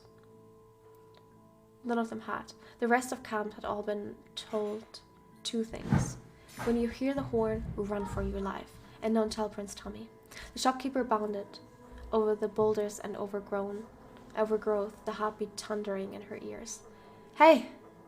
She risked a glance back and found the Green Army soldier running after her. They were less used to the terrain as she was. She'd walked this path 1,000,000 times over the past week, but they were gaining on her quick, the swords raised and ready. The shopkeeper kept running, but her knees were screaming, her lungs on the verge of collapse. She was tired. So tired. A yell came from behind her. She tried to ignore it until it came again. She glanced behind her once, stopping dead in her tracks when she realized that what was happening. One of the enemy soldiers was on the ground, a small dagger embedded into the nape of his neck. The other 2 were doubling back, facing the attacker that must have followed them up to the forest. She caught sight of brown hair, a small frame. Oh gods. It was the boy who'd lied his way into the army and had fought bravely in it until the very end. The shopkeeper gazed behind her to the cave where the main objective was. She was so close. But the boy she saw was unarmed. The decision was already made. She ran back down the mountain, her axe in her hand. The soldiers had cornered the boy against a tree, their blades ready to cut his life at 17 years. But that meant that their backs were to her, and they never saw her coming. Just pretend you're chopping down a tree. The general had taught them during their training phase at the castle. The axe will get the job done, but it'll take a few swings. It only took her 2. One through the neck, and the other into the skull. The 2 soldiers dropped dead at her feet. The boy stared up at her, breathing heavily, his face streaked with blood and dirt. It looked as if he had aged 50 years in a day. The shopkeeper no longer recognized the young, foolhardy boy who'd run around camp doing the most menial chores, grinning from ear to ear, taking pride in being part of something bigger than himself. He was battered and bruised and bleeding, with eyes so haunted the shopkeeper couldn't help but wonder about all the things he'd seen since the sun rose over the battlefield. What has the world done to you? She thought, but all she said was, "Are you all right?" The boy could only nod wordlessly. You need to get out of here, she hurried, already hearing more soldiers coming to the mountain. Here, take this. She shoved the axe into his hand. The boy shook his head vigorously. "I can't," he cloaked. You need to protect yourself. She gave him a bitter smile. "Trust me, kid. You need it more than I do. Now go. You know your orders. Back to the camp. Follow the sun." Before she could think better of it, she pulled the boy into her arms, hugging him tightly for a moment. He could only stand listless surprise, and then she felt his arms close around her. He buried his head into her shoulder and let out a single, gut-wrenching sob. When the shopkeeper let go, there was a new spark in the boy's eyes, faint, but better than nothing. The boy turned to go, but lingered at the tree line. "What's your name?" he asked. Nikki, she said. My name's Nikki. I see you later, Nikki, the boy said, and was gone. She started after him for a while, her heart feeling lighter in the way she could not explain. But when a twig broke in the distance, heralding the arrival of the enemy troops, the shopkeeper steeled herself at one last minute and headed for the cave. Inside, stacked from one end of the cave to the other, connected to natural underground caverns that ran the length of the mountain, was the king's last resort, the only thing that stood between their kingdom and the certain doom. We would see our enemies burning, the king had promised. The king had promised them on that first day, lifetimes ago. It wasn't exactly burning, but blowing them to kingdom come was an acceptable compromise. The flint was in her hand, and all she could smell was sulfur and the distant scent of irises. Her purses were at the mouth of the cave, screaming as they realized what she was about to do. They might have begged. She would never know. I'll see you all in hell, she said bitterly, and stuck the flint into flame. At the summit of the opposite mountain in the cave, almost identical, the captain did the same. For my kingdom, she whispered to the enemy cave, and let the fire fall. Nikki hoped, at the very last, that they would plant the prettiest flowers over her grave. The explosion rocked the world. It rattled the very sun from its loyal orbit. Wilbur braced himself against the rock he'd once stood fearlessly on and watched the mountains fall. Yes, the voices choruses. This was always meant to be. Wilbur had been there before. He dreamed it. He'd lived it. As an avalanche of rocks and earth cascaded into the valley, crushing anyone unfortunate enough to be left behind. Friend or foe, Wilbur felt a tug of familiarity at his core. His ears rung from the violence of it all. The voices, the screaming, the blast that went on and on and on. The flocks of birds soared up into the sky, disturbed from their perches. They were the only survivors. When the dust settled, all Wilbur could see was a pile of devastation where the blue valley used to be. Their enemies crushed by the thousands or buried alive on Wilbur's orders, and their allies. Wilbur bent over the ground and vomited. Wilbur! Wilbur's ears were still ringing. He heaved the last of his stomach's contents, coughing up blood and spittle. There was no end to it. Wilbur! Wilbur turned, almost afraid of what he would find behind him. Tommy, his face pale, his eyes wide and staring, as if he had never seen Wilbur before. Tommy, Wilbur croaked, stop looking at me like that. Look away, look away, look away. What? Tommy's voice was so small. What the fuck did you just do? What the fuck did he do? The war god demanded. Oh, what the fuck did he do? The war god demanded. He tried moving towards the king and the prince, but Techno was there, forever blocking his way. Don't take another step. Techno raised his trident. Its prongs aimed towards the war god's chest. Your army is gone. There's nothing left to fight for. You bastard! The god growled, his obsidian sword trembling in his grip. You think this hurts me? I died years ago. Techno took a deep breath. His hands still reeked of sulfur. Come then, he said exhaustedly. Blood for the blood god. I shall kill you again. The war god jumped towards him, starting the circle anew.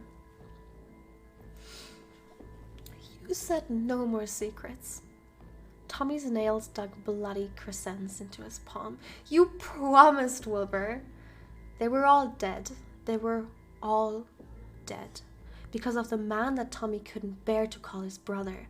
He wanted to dig his skin and rip out every part that was Wilbur's. He wanted to gut himself, tear it all apart from the inside out. If that was what it took to get rid of the screaming in his head. Wilbur wasn't meeting his eyes. Tommy marched up to him and grabbed him roughly by the collar. "Fucking look at me, you piece of shit!" Tommy screamed. The ground was still shaking, or maybe it was just him. Hot tears spilled down his cheek, tears of rage too big for his body. "How long have you been planning this? What was it from the beginning? Did you look our people in the eyes and never bother telling them you were leading him into the slaughterhouse?" "Some of them had to have survived," Wilbur whispered, his words almost lost in the winds. "I warned them." Tommy shook him violently. "That's not the fucking point," he sobbed. Wilbur finally looked at him, but there was nothing behind his dark eyes. "I did what I had to do, Tommy," was all he said. Tommy shoved him viciously away. His hands felt dirty. He felt unclean. In his head, he could still hear the stings of a violent guitar playing over the soft laughter of soldiers that were now simply gone. Gone in a flash, between one breath and the next. It had come so easy to Wilbur. Could it have come easy to Tommy too? "You fucked up," Tommy spat. "You fucked up, Wilbur." Wilbur reached out of him, but Tommy flinched back. "Don't fucking touch me." In battle, when two opponents were evenly matched in strength and wisdom and anger, it would only take one thing to bring it all down. One soldier, one mistake, one move. The war god had seen his fair share of battles, and had won all of them except one. The only battle to matter, and he'd lost everything, because a blood god had decided to throw his lot in with the opposite. Because a blood god had decided to throw in his lot with the opposing forces. One soldier. Afterwards, the war had dragged himself through the battlefield, his throat burning from screaming, his lover's name into the quiet sky. He'd found him. The war god had crawled towards his broken body, curling around it, as if he could somehow warm it back to life. And he had stayed there for years, letting the moss and the weeds grow over the two of them. He would have stayed there forever, beside the carcass rotted down to the bones. But a fire had grown inside him, a fire that would not be satiated until he had the head of the god that had taken everything from him. Now here he was, facing off against the very culprit. It was a bloody dance. The war god got slashed, and the blood got parried, and the blood god lunged, and the war god ducked, and the push and the pull and the tides, drawn to each other by a gravity of violence. But all the war god needed, he knew, was a single chance. He would not waste it. "Don't fucking touch me!" The words were high-pitched, shriek of a frightened child, a similar sound on a battlefield, extinguishable from every screen that came before it. But the blood god turned towards it, leaving his defenses completely open. One mistake. The war god raised his sword above his head. It was very difficult to kill a god, but not impossible. In the right hands, like the hands of a warrior, with fire in his heart and carnage in his smile, it would only take one blow. "Goodbye, blood god," he thought. "My vengeance is complete." Technoblade turned instinctively at Tommy's scream, but just in time to see Tommy draw back from Wilbur's reaching hands. Pain flashed across Wilbur's face, but he was otherwise unscathed. Both of them were safe. No knives in their backs, no arrows around their throat. A shadow fell over Technoblade, and by the time he remembered where he was, it was too late. Technoblade turned and faced the tip of a bloody sword, a breath away from his face. But it was not the war god's obsidian blade, coming to reap his soul. It was a familiar, silver broadsword, pierced right through the war god's chest. Technoblade could only stare as war god looked down the blade, embedded straight through his heart. His sword arm still raised in what would have been a kill blow. Instead, the obsidian sword fell harmlessly out of his limb hold and onto the dirt, and the war god followed close behind. Behind him stood a winged man, his golden hair catching the rays of the setting sun. "No," the voices screamed. "Not you! Not you! Not you!" "Hello, Techno," Filza said.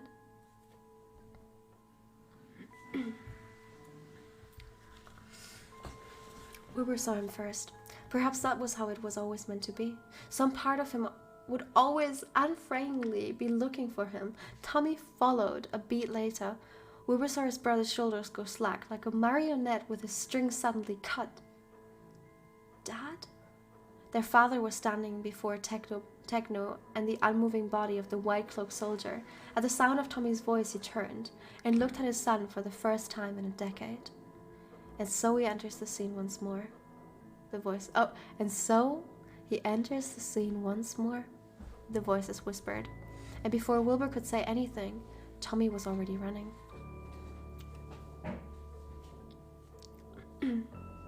One move. That was all it would take. On the ground beside him was one of the blood god's throwing knives. Lost during the battle, with the last of his strength, he curled his fingers around the hilt. His loaf was calling him home. He couldn't hear it in the warm wind, but he could not face him before he was avenged.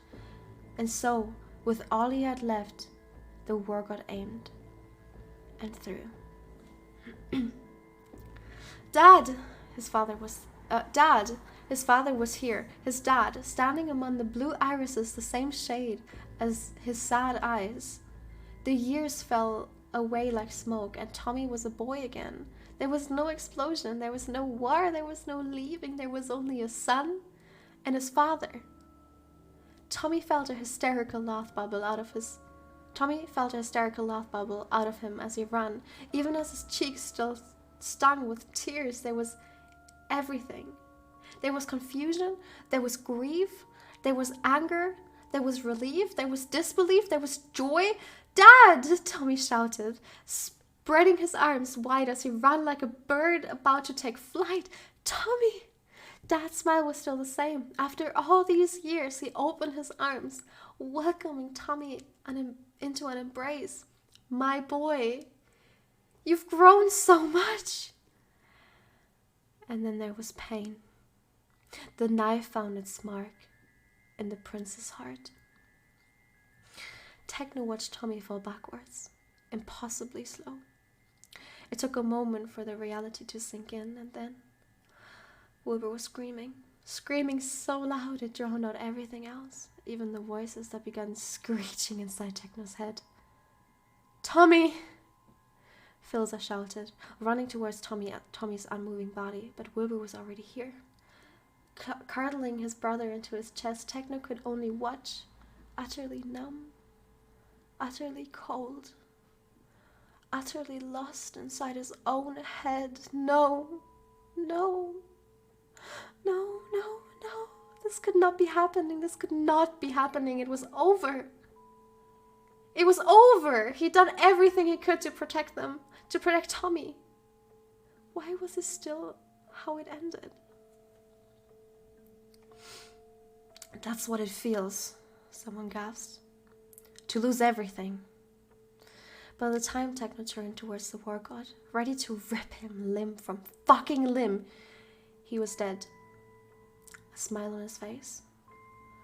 "Fuck you," Techno thought furiously. Fuck you! "Techno!" Wilbur's scream brought him violently back into his body with the force of a comet crashing into Earth. "Help me!" Techno staggered towards them, his blood as heavy as lead, his vision hazy, but he could see the one thing that mattered. His Tommy, laying so still in his brother's arms. His Tommy, who braided his hair with sweet-smelling flowers. His Tommy, who was so quick to anger but quicker to laugh. His Tommy. The sun was setting over the blue valley.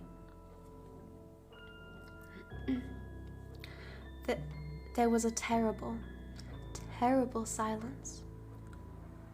The kind of silence that always came before something devastating. The calm before the storm. Tommy had always hated silences. It gave his mind too many spaces to fill with darkness, so he brought light instead. Noise and laughter and jokes and jibs, anything to keep the quiet at bay.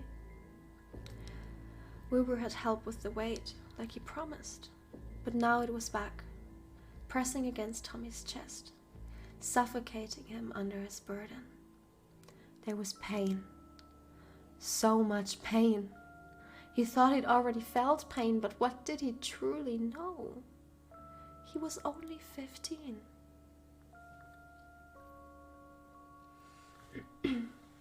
Tommy felt himself lifted into someone's arms, the arms of a man that snuffed out the lives of 2 armies in one fell swoop. Tommy wanted to push him away again, to spit his anger and his disgust to the... but he was too weak to do either. He could only lie there, staring up at his brother's face, twisted with anguish.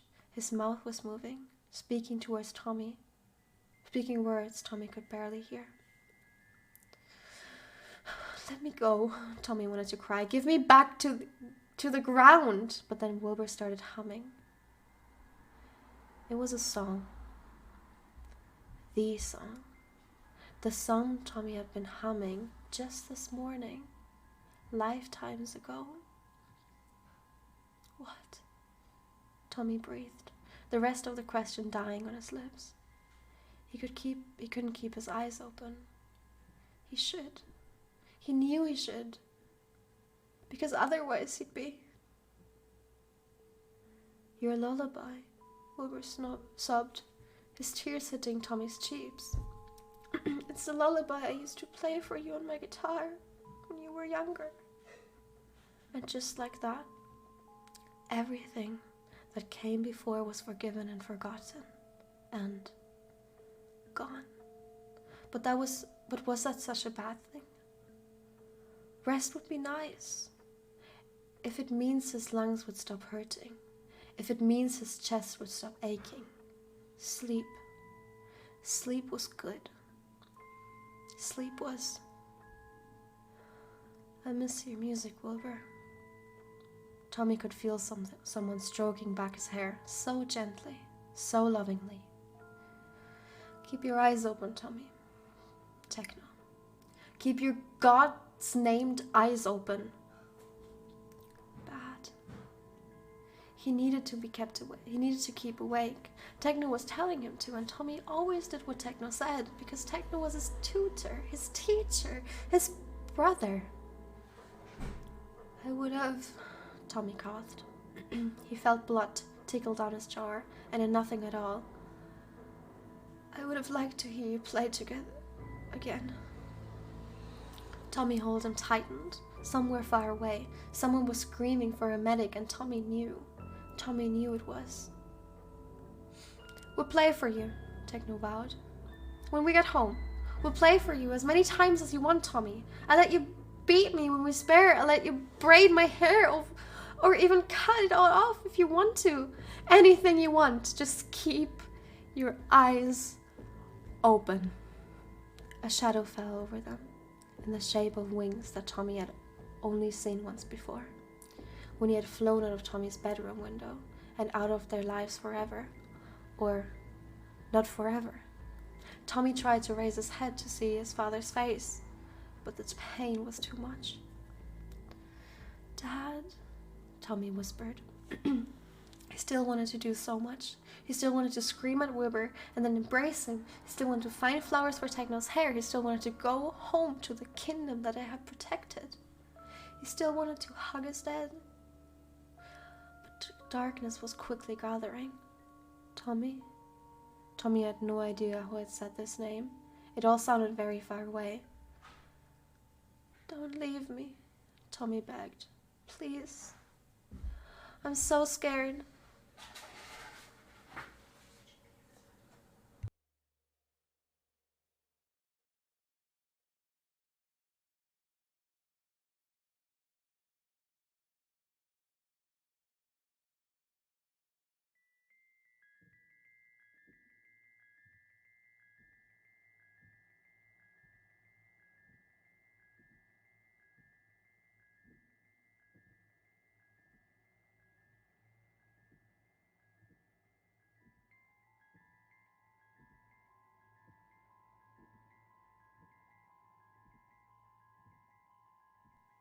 Sorry, chat. I'm back.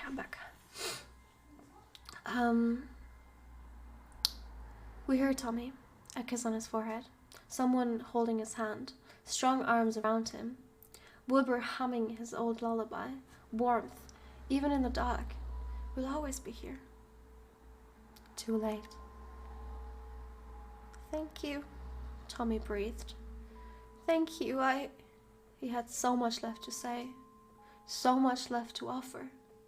Love, forgiveness, cheer. But he would leave it there until he woke up again. Tommy's eyes drifted shut. His mother's laughter had never sounded clearer. Somewhere in the distance, the green god began to smile.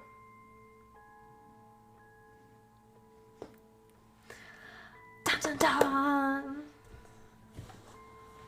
Are you okay, chat? Are you okay, chat? That was chapter 4. No, you're not okay. Oh, chat. Oh. It's okay, chat. How many chapters are there? How many chapters are there?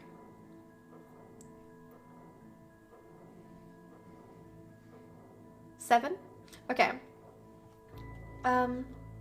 There's just a 7.6k words of chapter. Okay. We'll read the rest next time. Because I still promised you that we're playing Beyond Two Souls. So we're reading the rest next time. Oh, Chan, it's okay. How am I not crying? I find it easier to cry to visuals than to just reading. And also I focus very, very hard on reading and to like bringing across like the voices and the tone as good as I can. So I think that makes me like able to not cry about it. But it's definitely very sad. It's very good. It's a very good story. I like it a lot. But yeah, I think because I'm focusing so hard on like bringing across the voices and the tone, which I hope I'm doing all right. I know I'm stuttering a lot here and there, but that helps me not to cry. All right, I'm gonna go ahead and start Beyond Two Souls now. Oh no, my monitor is about to turn off. There we go. Doing amazing, thank you, chat. Let me be Beyond Two Souls. Let me start Beyond Two Souls.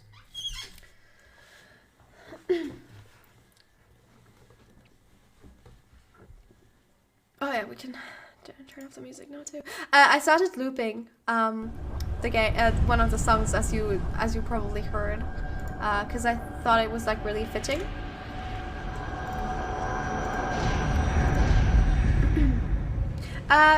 Mods, are you able to change the game or do you want me to change the game?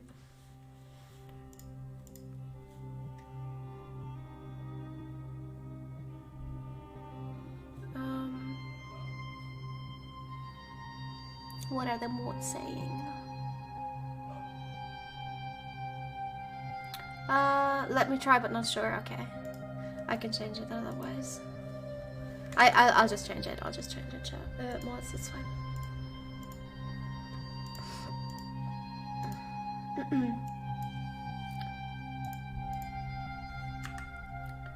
I'll change it.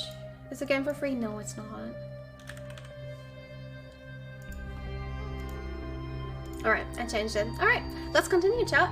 I don't quite remember which chapter we're on, but we'll see. The dinner. Ooh, it's okay. The dinner is after Welcome to the CIA and after the embassy. Turn it down. Is it too loud? Yes, I'll turn it down. And I think I do remember it. So let's start it.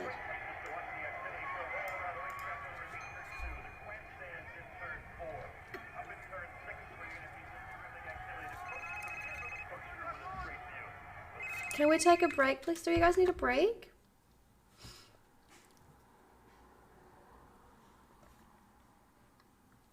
I mean, you don't have to. You can just listen now, chat.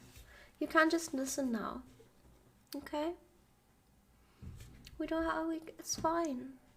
It's fine, chat. You don't have to focus on sad story now. You can just focus on video game now. Okay. Okay. 5-minute break so we can get snacks and water. I feel like 5 minutes is a little bit much. We can do a short break before we continue the game if you need a break to get snacks and water. Yeah, sure. Let's say we're gonna start the game. I can't play ads because I'm not partnered on this account, so I can't play ads. But we're gonna start in 3 minutes. You have 3 minutes, chat. For me, 2 a.m. So on the dot, we'll be back. So go get your snacks and water now. Go get your snacks and water.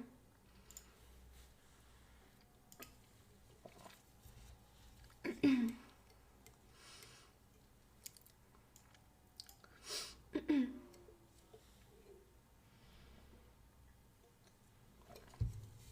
not tired. I'm alright. I'm drinking energy drink.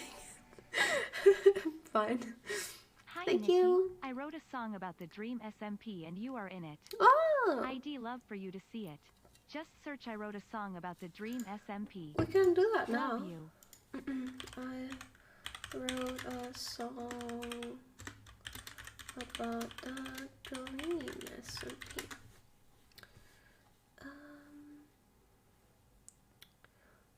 It's this one, okay. And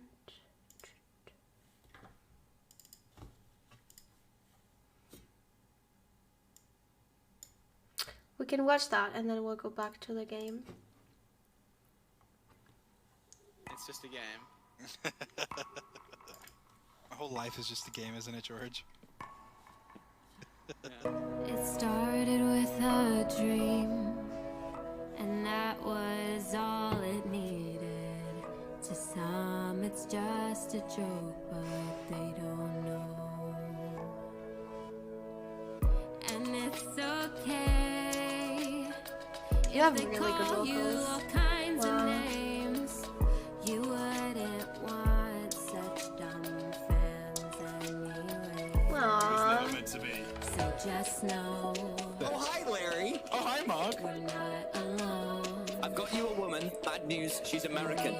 Oh no. Ladies and gents, I am a simp. Loud and proud. When we're together, this is so much more than what we've seen before. I mean, it's so I watched the saddest. Wait. I watched the saddest Passerine animatic after we finished reading Passerine because I feel like that will make it more emotional. Just killed a woman. Feeling good.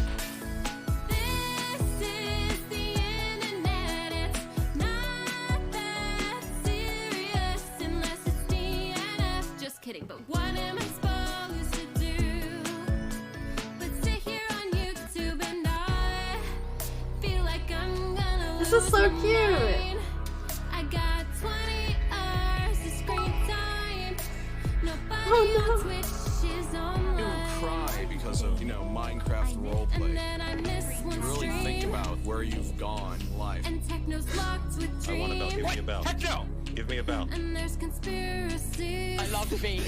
Is there conspiracy? Is it Dream SMP conspiracy theories? And all I know is Sapnap George, an awesome dude.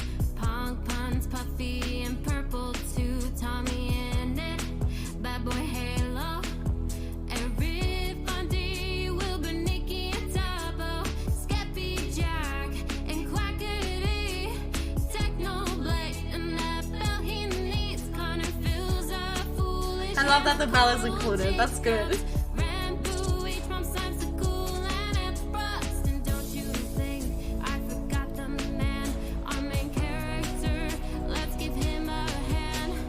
Boys and girls, won't you take a stand for the one, the only? Callahan. But for real though. This is so much more. Oh, this always makes me so emotional. Cause this was so sweet. This was such a good weekend. Or like, I don't even know if it was a weekend, but these were such a good few amount of days. Oh no, I'm gonna get emotional. Oh my god. I'm gonna, not just about that, but just like, I am part of this. I'm part of this, chat. And that is so crazy. Because this is such a, oh my god. We've seen before. I mean, it's so much war, but at least it's better than what's going on the outside world right It's so now. crazy.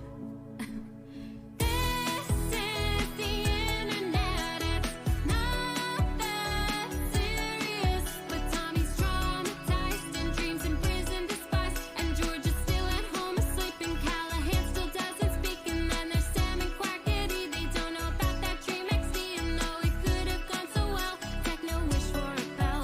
So I'll sit here on YouTube with you. Go outside and chunk it. Sit here on YouTube with you.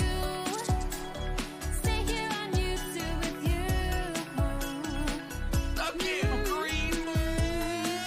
I'll just sit here on YouTube with Everything's just a joke to you, isn't it, George?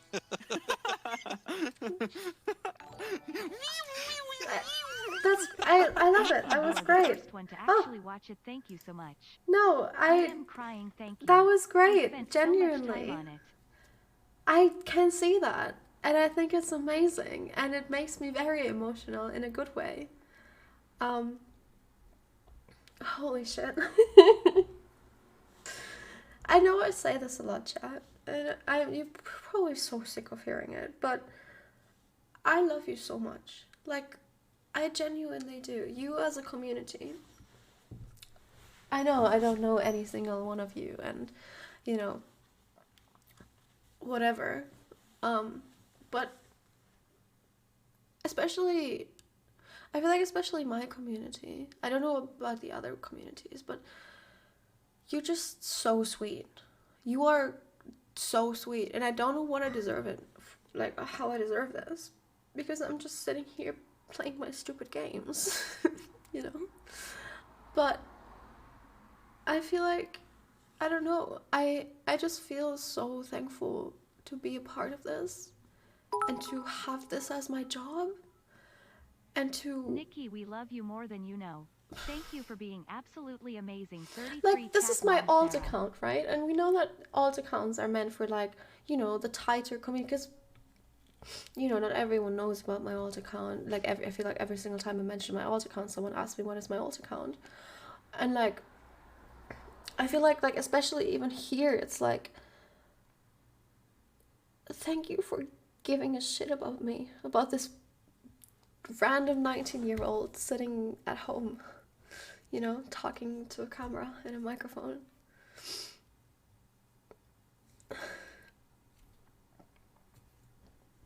Every time I go out on the streets and I get recognized, I'm so baffled by it. I'm so baffled by it because I'm like, I'm just I'm just me, you know? I'm just trying to live my life as much as everyone else. And stuff like this makes me realize that I am part of something so cool. This is so cool. If I told my younger self that this is gonna be my job and this is gonna be what I'm doing with my life, I would be so happy. I feel like with this and with what I'm doing, I'm making my younger self SMP members to watch my video all happy. week long, and Like you are the first to actually watch I'm it, showing and this is her just and I'm so amazing. proving I to love you her so much. that it does get better. Thank you. I love you. And I could not have done this without you. We love you. Without Nikki every Free. single one of you. Because as insignificant as you might feel, you're another view. And you're another person. And you're there, and I see you.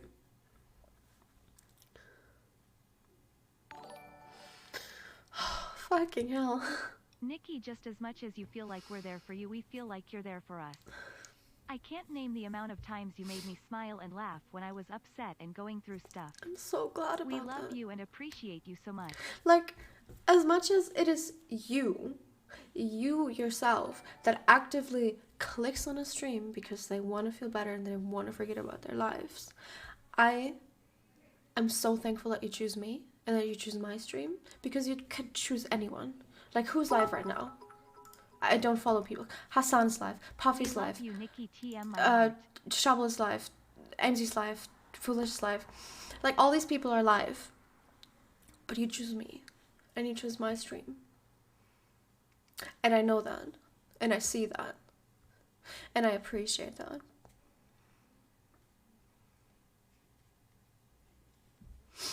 Anyway, let's play some Beyond Two Souls. Nikki, please don't do this.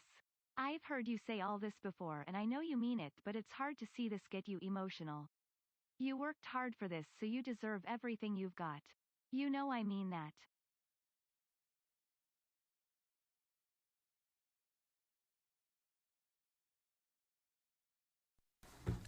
Never mind. Minx is very, very drunk, and I should take care of her. So I'm not gonna play Beyond the Souls. I'm gonna take care of Minx. I hope that's okay. I'm sorry, chat. Sorry to leave you now, but I have to. I have to take care of my friend.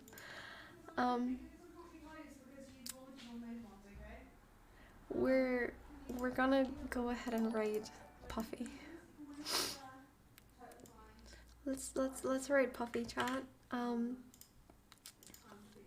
be back tomorrow on my main account, and we'll play Beyond Two Souls next week. I hope you still enjoyed the stream. Thank you so much for being here. Sorry I was so emotional. Such an emotional stream. Oh my god. Hope you're okay, chat. I hope you are having a wonderful morning, evening, or day wherever you are. And I will see you in the next one. Nikki, you make me so happy anytime you go live or post something. you. We love you also. Bye, and I hope Minx is okay. She's fine. I'm just gonna take care of her.